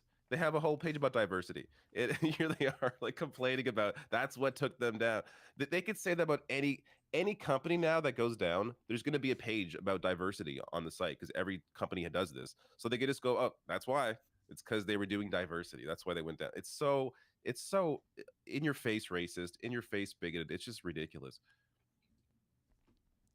No, it absolutely is. It's absolutely. And hold on, who had it? Someone had a really good piece today about the claim that, like, all right, here it is. Okay, so from Judd Legum's Popular Information newsletter. One of the things that here I'll drop it in the so you could pull it up on the screen while I'm reading it. One of the things Fox News has been running with, especially Jesse Waters apparently, is that Silicon Valley Bank donated $74 million to Black Lives Matter.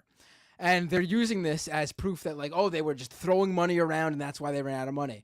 Granted, I should say that if you have something like $160 billion to work with your bank, $74 million is very, very small. But regardless, Judd Legum did some research into these claims, and it turns out they're not even true. They didn't even donate shit to Black Lives Matter. Basically, the right-wing database that made this claim was put together by the Claremont Institute, which is a right-wing organization, I should say. And they consider donations to BLM to be donations to any organization and initiative that advances one or more aspects of the BLM agenda. So not even Black Lives Matter, actually. 50 million of that 73 million, according to Judd, comes from a pledge the bank made in 2021 on an internal initiative, a program to connect women, Black people, and Latinos with funding, networking, and development in the VC ecosystem. The money was to be spent over 5 years. So again, 50 million of that 73 million they're claiming went to Black Lives Matter actually went to an internal SVB initiative. It went to the bank itself. Second of all, that's so woke. So woke. The other amount that Claremont says was BLM related was a donation to support additional COVID-19 relief and establish full ride needs-based at 4 universities. It's just, and then there was an additional $250,000 in donations apparently to the NAACP and ACLU. I mean, what did it there's nothing here. Oh my Lord. Yeah, ridiculous. I hate y'all's part of the internet. That's what I've learned. I don't know how y'all make. I don't know how y'all make it. I realize like it is. We don't. It is so hard. Like I like when I've been tuning into a lot of y'all's like I honestly watch all y'all's content, and I joined on a Bender stream, like a live stream, and I caught it right at the fucking end, like right when he was like bye. I was like, damn. But I've been watching everybody's content.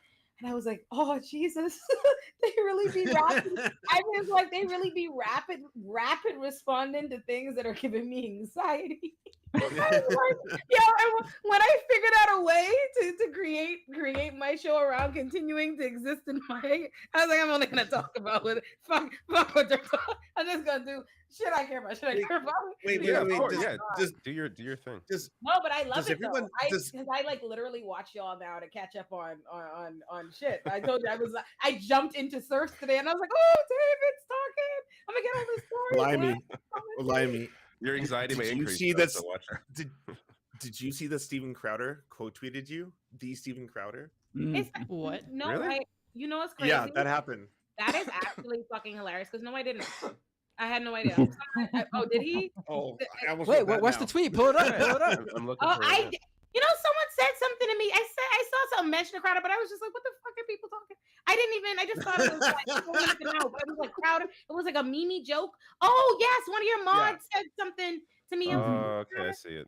He took issue with yeah, your use of the word "withering whites." You should have. Yes, You should have. withering white. You should have pretended to not even be able. Oh, I meant that. Oh, that's that. First of all, that's a bar. Real rap bars, nigga. Yes. Withering whites. Yes. Excellent. That was a beautiful tweet. Let me see. It was a viral one. Oh, and you can ratio me, baby. I love to see it. 913. Oh, yeah, not even close. He got like Not even close. Look at that. Not even close. 9.1K I just to want to 913. the fact Wow. that I didn't even fucking notice. Like I tell you, these people were listening to me. I had no idea. This is a And my pimple on your ass right algorithm here. This didn't is even nothing. think I gave a fuck. It didn't even show me. I didn't show up in my bare phone. I didn't even see it. I didn't even know. And could not ratio me. Ain't that something? Love to Well, see it. you know why though? That's because Twitter is suppressing conservatives. That's what's happening. True. That's so funny. Withering Rights was a bar, but she was withering, wasn't she? I do recall I went to this. I first of all, he needs to really respect my alliteration. Like you love that. You know, as a bar, you felt that. Yeah, look at I don't want to scroll down even further. ooh, look at my followers. Yes, baby, with a ring, child. Oh my god. Oh, I love that. That's beautiful. Yeah, bars. Yeah, that's some of my finest work, actually. We didn't talk about the Oscars though. I just realized we didn't talk about the Oscars. It was big. There's a big thing this week, right? I didn't watch it at all. I didn't watch it either. I didn't watch it either, but I paid attention to who won and everything. You know, I got a better question. Is Gengar Ole's favorite Pokemon? That's the better question here. Gengar is one of my favorite Pokemon. It's Gengar, Jigglypuff, and Raichu. I feel like we got to ask everybody now. Who's everyone's favorite Pokemon? We got to pick one, Ole. Who's your one favorite?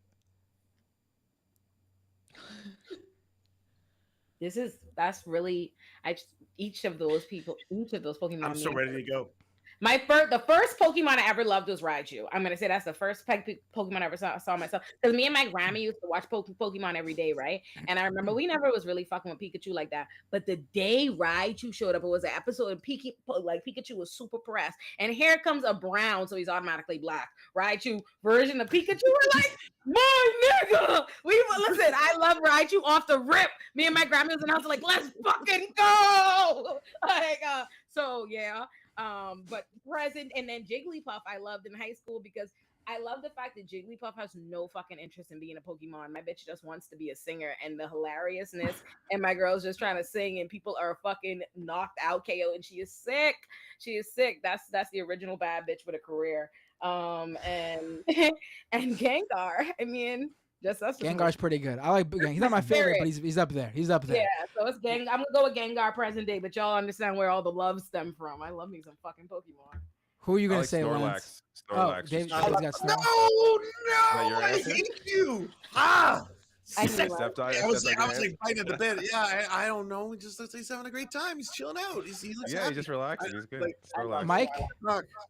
I have a pug, and Bulbasaur reminds me of a pug, so I love Bulbasaur. I've always loved Bulbasaur. Also Charmander. Blair?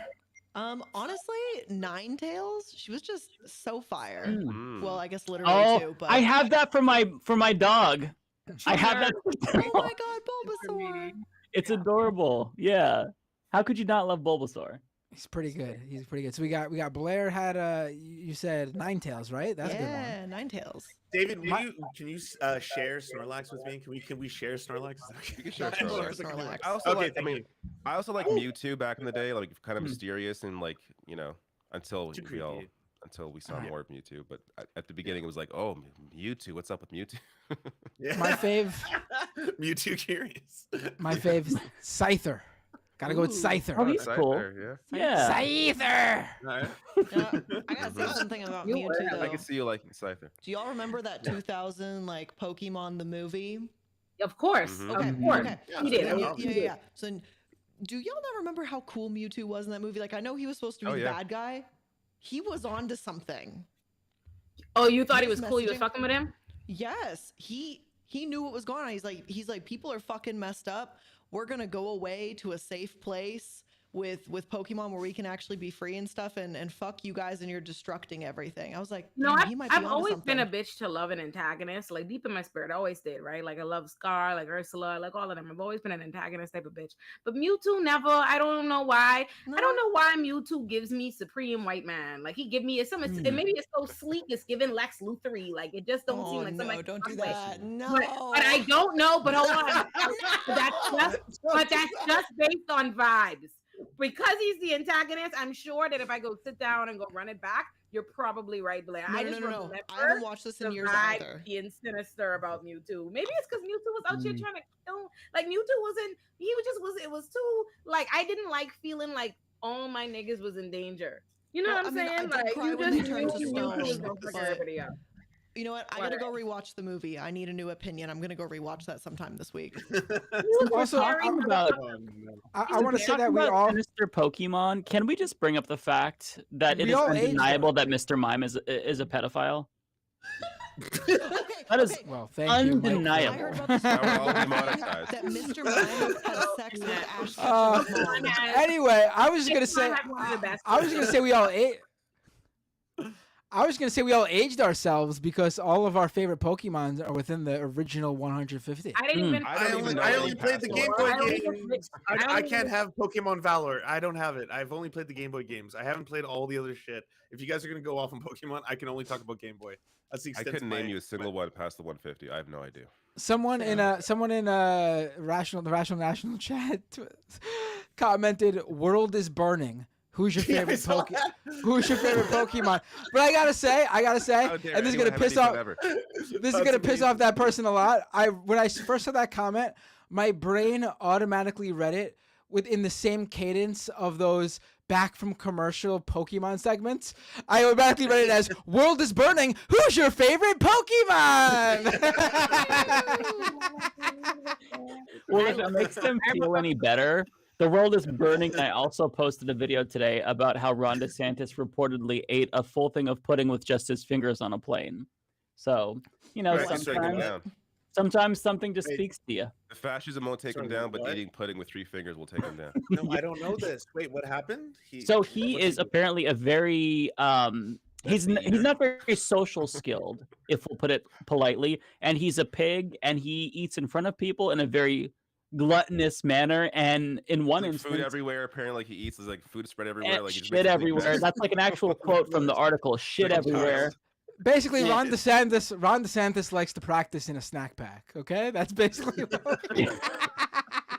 And so I love this story because it reminded me of the 2019 story about how Amy Klobuchar berated one of her staff members, and then she ate her salad with a comb and then screamed at them and told them to clean off the comb that she used to eat her salad with. So this reminded me of that. So it was like a little bit of nostalgia, like back to the good old days in 2019 when the left was united and we could have had a Bernie president. So that's why the DeSantis story spoke to me. When I hear things like that, I feel like I have to jump in just because I feel like it's a perfect opportunity to show y'all how crazy America's criminal system is. Because I've represented somebody in criminal fucking court charged with menacing for eating a fucking yogurt with a goddamn like plastic like a butter knife. Yes, menacing. Wait, menacing. Wow. Yes, fucking sing. So I just wanted you to say just like things that white people just get off, just be doing and shit. Just work. Yo, you do that in black, and they're like, something's fucking wrong. That nigga is I'm the crown. get them, please fucking get them, like please get them, like that's literally how that fucking goes. Because I've definitely Wow, I it was a did not case know for, that. like, I did not know for that. a I've learned fucking things tonight. year.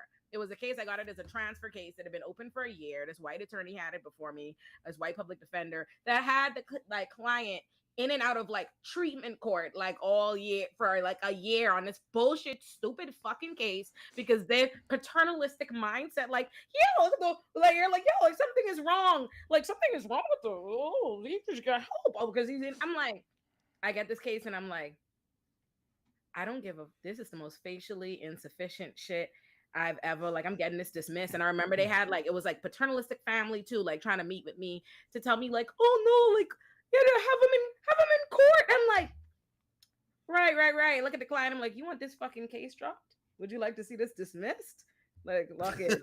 Lock in. Fuck what they talking about. We motion practicing this bitch and dismissed and sealed. I just want to say, but stupid. That's the stupid shit in court for a year for eating fucking yogurt with a butter knife.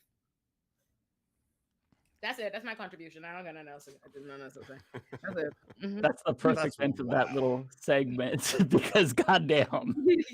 Yeah, no, Yes, there's you no do read follow-up to that. Yeah. I don't know if you wanted to talk about this. I think I posted the link in our private chat earlier, but Michael Knowles, who is the culture warrior at the Daily Wire, so he was in a student film. I don't know how long ago it was. Let me see, 10 years ago now. And credit to actual Jake for finding this. I saw this through his channel, but there's some degeneracy. If you want to go to the minute 9:35 mark, 9:35, you will see Michael Knowles give in to the woke Hollywood agenda. Yes. The mind virus is strong. Yeah.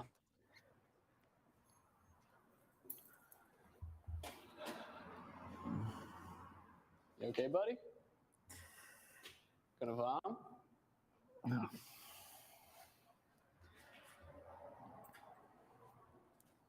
You afraid to go inside? It's not that. I can leave.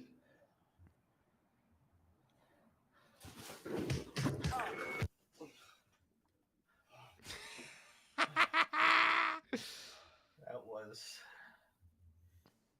wow. Thanks. Have you not done it with men? Mind if we don't get into that? Oh yeah, sure.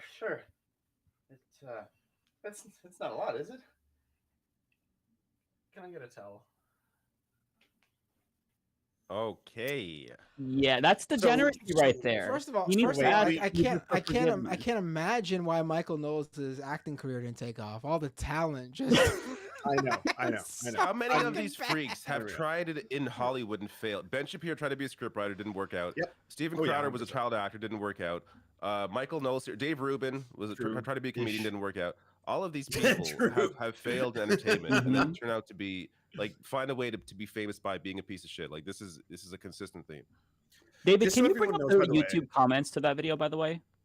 Okay, so while he's YouTube pulling that up, comments. just so everyone knows who's watching at home, Michael Knowles is one of the people at CPAC who acts like a really big, strong fascist who will be like, we need to eradicate transgenderism from public life. And then all of a sudden, all these newspapers are like, wow, so he says that trans people need to be eradicated. And he's like, oh, no, I never said trans people. I said trans ideology. Ooh, don't worry. Like, it's not as bad as you think it is. They all back this shit up. They're the biggest cowards. Like, they want to, like, play fascist for CPAC. They want to play fascist for all these big fucking like events, and then as soon as you call them out on it, they back the fuck off every time.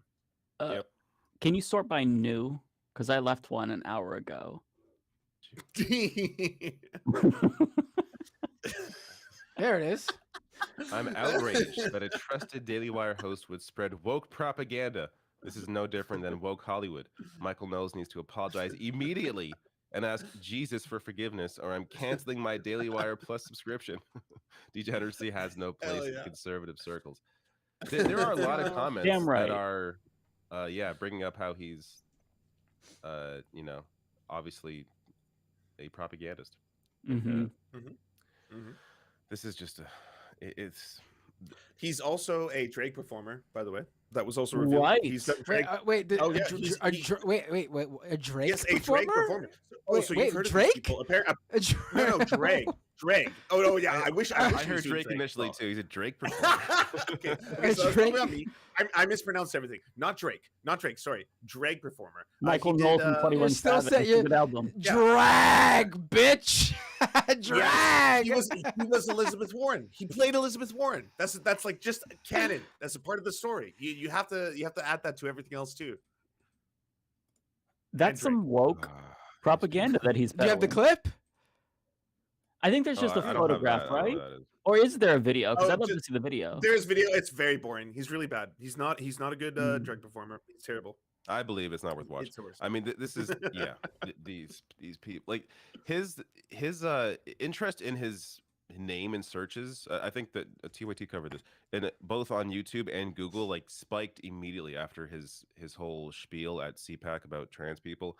But funnily enough, he made some tweet this week about this, trying to reinvigorate the discussion about him, and it got like 500 likes, and he has almost 1 million followers. So the best way to troll these people is reply to them about how weak their game is. Like, I replied to him saying, "Yo, bro, you got 1 million followers and not 500 likes on this tweet. Like, clearly people have lots of interest in your grift. Like that, because that's all this is about for them. They want to, the whole comment, everything. It's all about to get interest, to get people searching their name, to get them watching the videos. And if you know, if there's examples of them having very little attention, then you got to jump on that and make them feel shitty for it, because that's why they're in this. Yeah, they thrive on attention. It's called negative engagement farming, where they'll say intentionally outrageous things that they know will make people mad, and it's how they elevate their names. They know that most people are going to be outraged by what they're saying, but what matters is that they get their names out there. That's how they build an audience. This is why there's so many people who I think we kind of have to ignore, because this is how they get famous. Yeah, that's exactly what they do, and it's just so corny. Like, I would be so embarrassed of myself in my house. I'd die of fucking secondhand shame. Like, It's desperate. It's desperate. I mean, your family sees this. They know that you're being disingenuous. Like, people can see through you. Most people know that you're just. the Mike, don't slip past that hot joke. Mike said, your family sees this. Like, what are they gonna think, right? Like, cause my mom watches my shit. It's like, I want my mom to be proud. Like, do you not think of like who's gonna see you and they're gonna know you're full of shit? Mike said, your family sees you getting ratioed for attention. You should be ashamed. Mike said, are you not disgusted?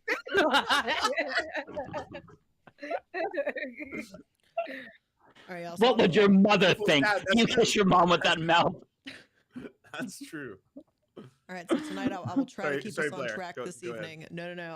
I'm trying to keep us kind of on rails. So since I know this takes us a bit to get there, let's discuss who is being canceled and uncanceled for this week. Do we have any suggestions for the ring? I should think about this before we get, like, I don't think about this at all week until you ask the question, and I feel like I should prepare.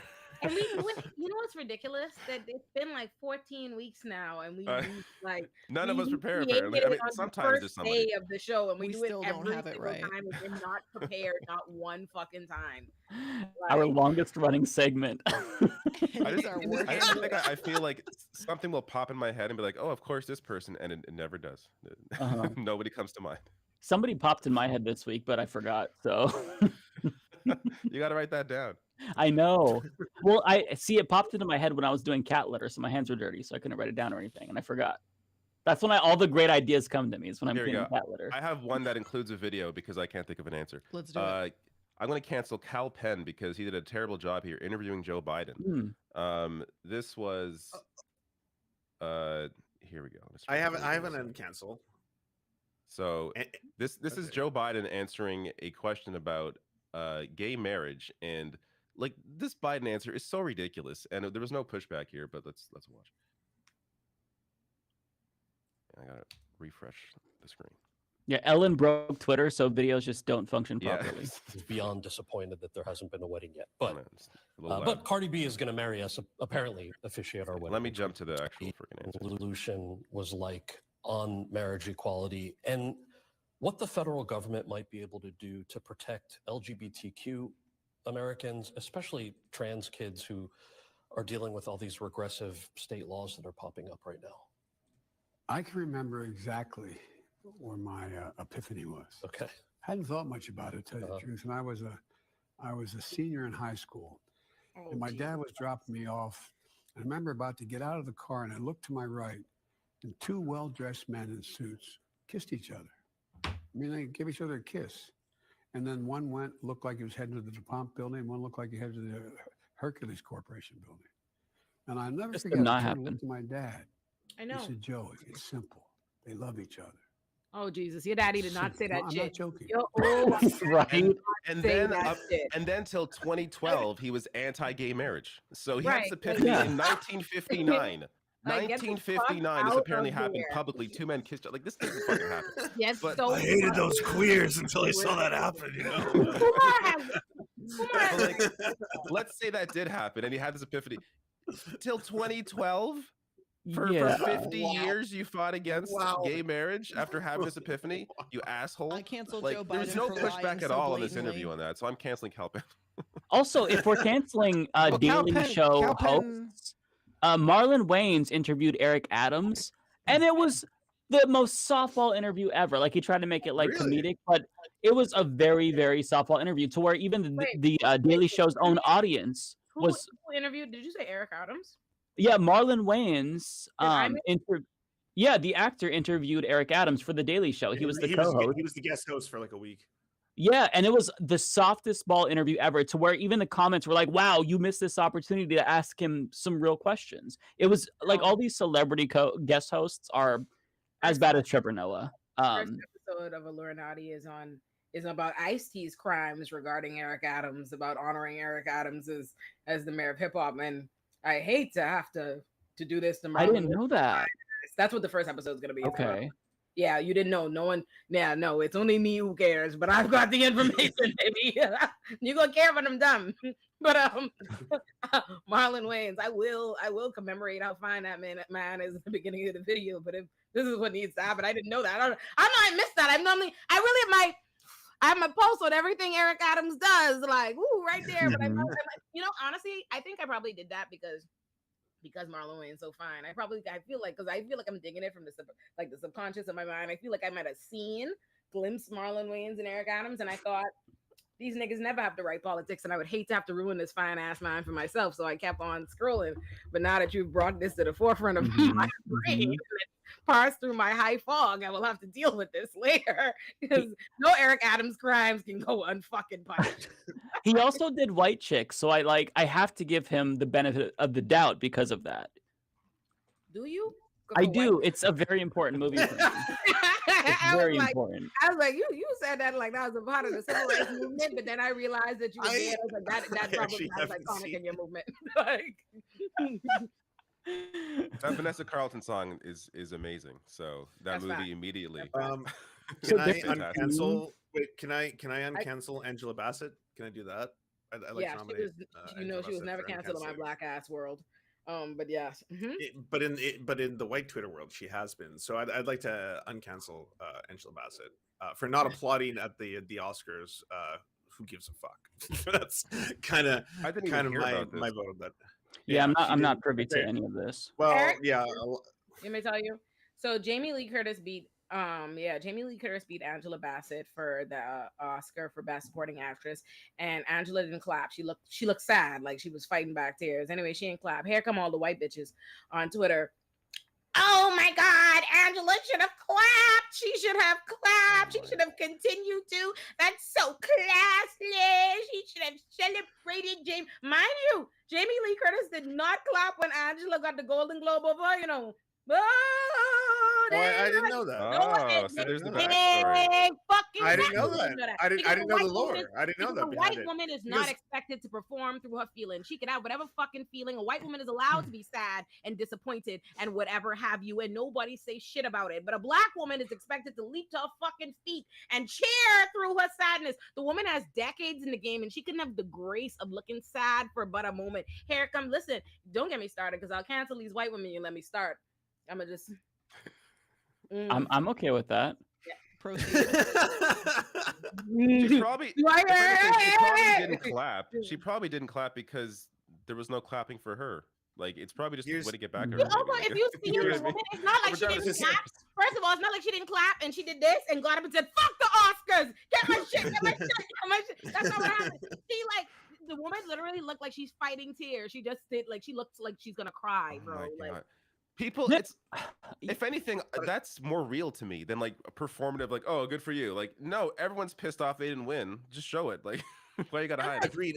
But here's what I'll say. No. But about all this, I think this is one of those things where like a lot of parts of the internet tried to turn people against people, because I don't think anyone should go after someone who's happy about Jamie Lee Curtis winning, because in and of itself, cool, you're happy, that's fine, that's your own thing. And I don't think another part of the internet should be like, hey, by the way, you like, let's tone police this black woman who didn't like show the proper decor in this moment, in this very appropriate thing, or in this award show. And at the end of the day, Jamie Lee Curtis, actually, for the most part, she's actually super base. She's got like a trans daughter. She talks about like LGBTQ rights. Exactly.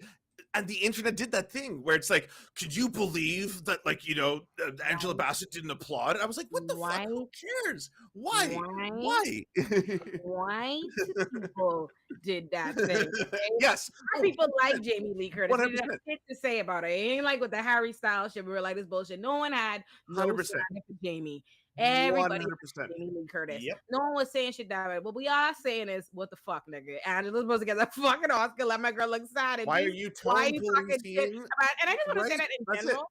That is because I want to say this. People act like, like there's a difference between expressing something. Like if I'm on my thing and I'm mad for Beyonce, I'm mad for Angela, whatever, and saying that, I do not go and travel to the white part of Twitter to go blow down on like Harry Styles fans or Jamie Lee Curtis fans or whomever the fuck. No, it's only they come over. They saunter their ass on over to Black Twitter to start being like, oh, no, what does race have to do with it? She should have clapped. That's not fair. It wasn't good. Them start that fucking shit. It's them, goddammit. It's not we. It's not we. You ever feel yourself transforming into your parents as an adult? Like, and this makes me think of every time my daddy would complain about my mommy, and I'd be like, yeah, y'all are just so. My daddy'd be like, not y'all. Not y'all. Your mommy. And I'm like, and that's me now as an adult. You're like, oh, the internet doesn't think. I'm like, no, not Black Twitter. It was just them white people. Like, but yeah, that's what happened. Yeah, uncancel Angela. I support that. Mm-hmm. Sure. That's a strong case. That is. I agree. Yeah, Lance, good one. I have a cancellation. I got Binder one. died. We just Binder came just from Matt Binder. Binder was like, I'm out of here. This is too much Hollywood for me. Oh, there he's back. Bounced. Oh, he's back. Oh no, I had to. My browser was freezing up. I had to refresh. When you were gone, we talked so much shit about you. Oh yeah, those I actually left because I was. I was very upset about the uncancellation Jamie Lee Curtis slander. No, I'm joking. I still love so much that Steven Crowder was so triggered by Withering Whites. That shit made me laugh when I saw it. I love it. And I retweeted Lance's response to him too. It was so good. Y'all need to tell me stuff like that. Y'all need to assume I don't see it. When y'all see me cross over into y'all's area, Twitter, please tell me. I didn't even fucking know. Like, he was making little jokes at me. I was out of the loop. It's like, come for Ole. If you're gonna swing, you better not miss. And he missed. He missed so hard. No, that's funny. Miss every time.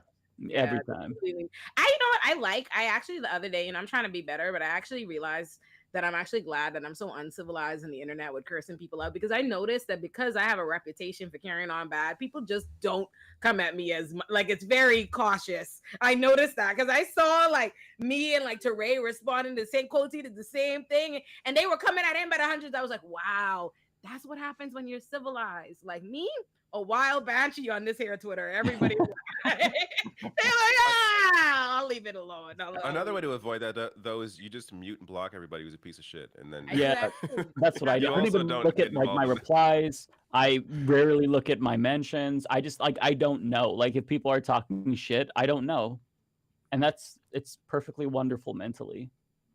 And it's always conservatives. Like it's you Mhm. go to their profile and they're retweeting Peterson and like Elon Musk and Crowder and all this shit. It's like why do I need to hear what you have to say? I don't. Yeah. Goodbye. Is that it? Are we done? We're done. Limey, you have 1.26 K subscribers now. 1,000. Wow. Look at that jump. 260 All subscribers. right. Look Yeah. at that. Listen, I love it. Thank you, everybody. That's like a record. That's doesn't happen huge. very often. 1,000 in a couple hours. That's amazing. An hour. Go subscribe, everyone, if you haven't already. Yeah, thank you. Listen, I love it, okay? And you know, it's good.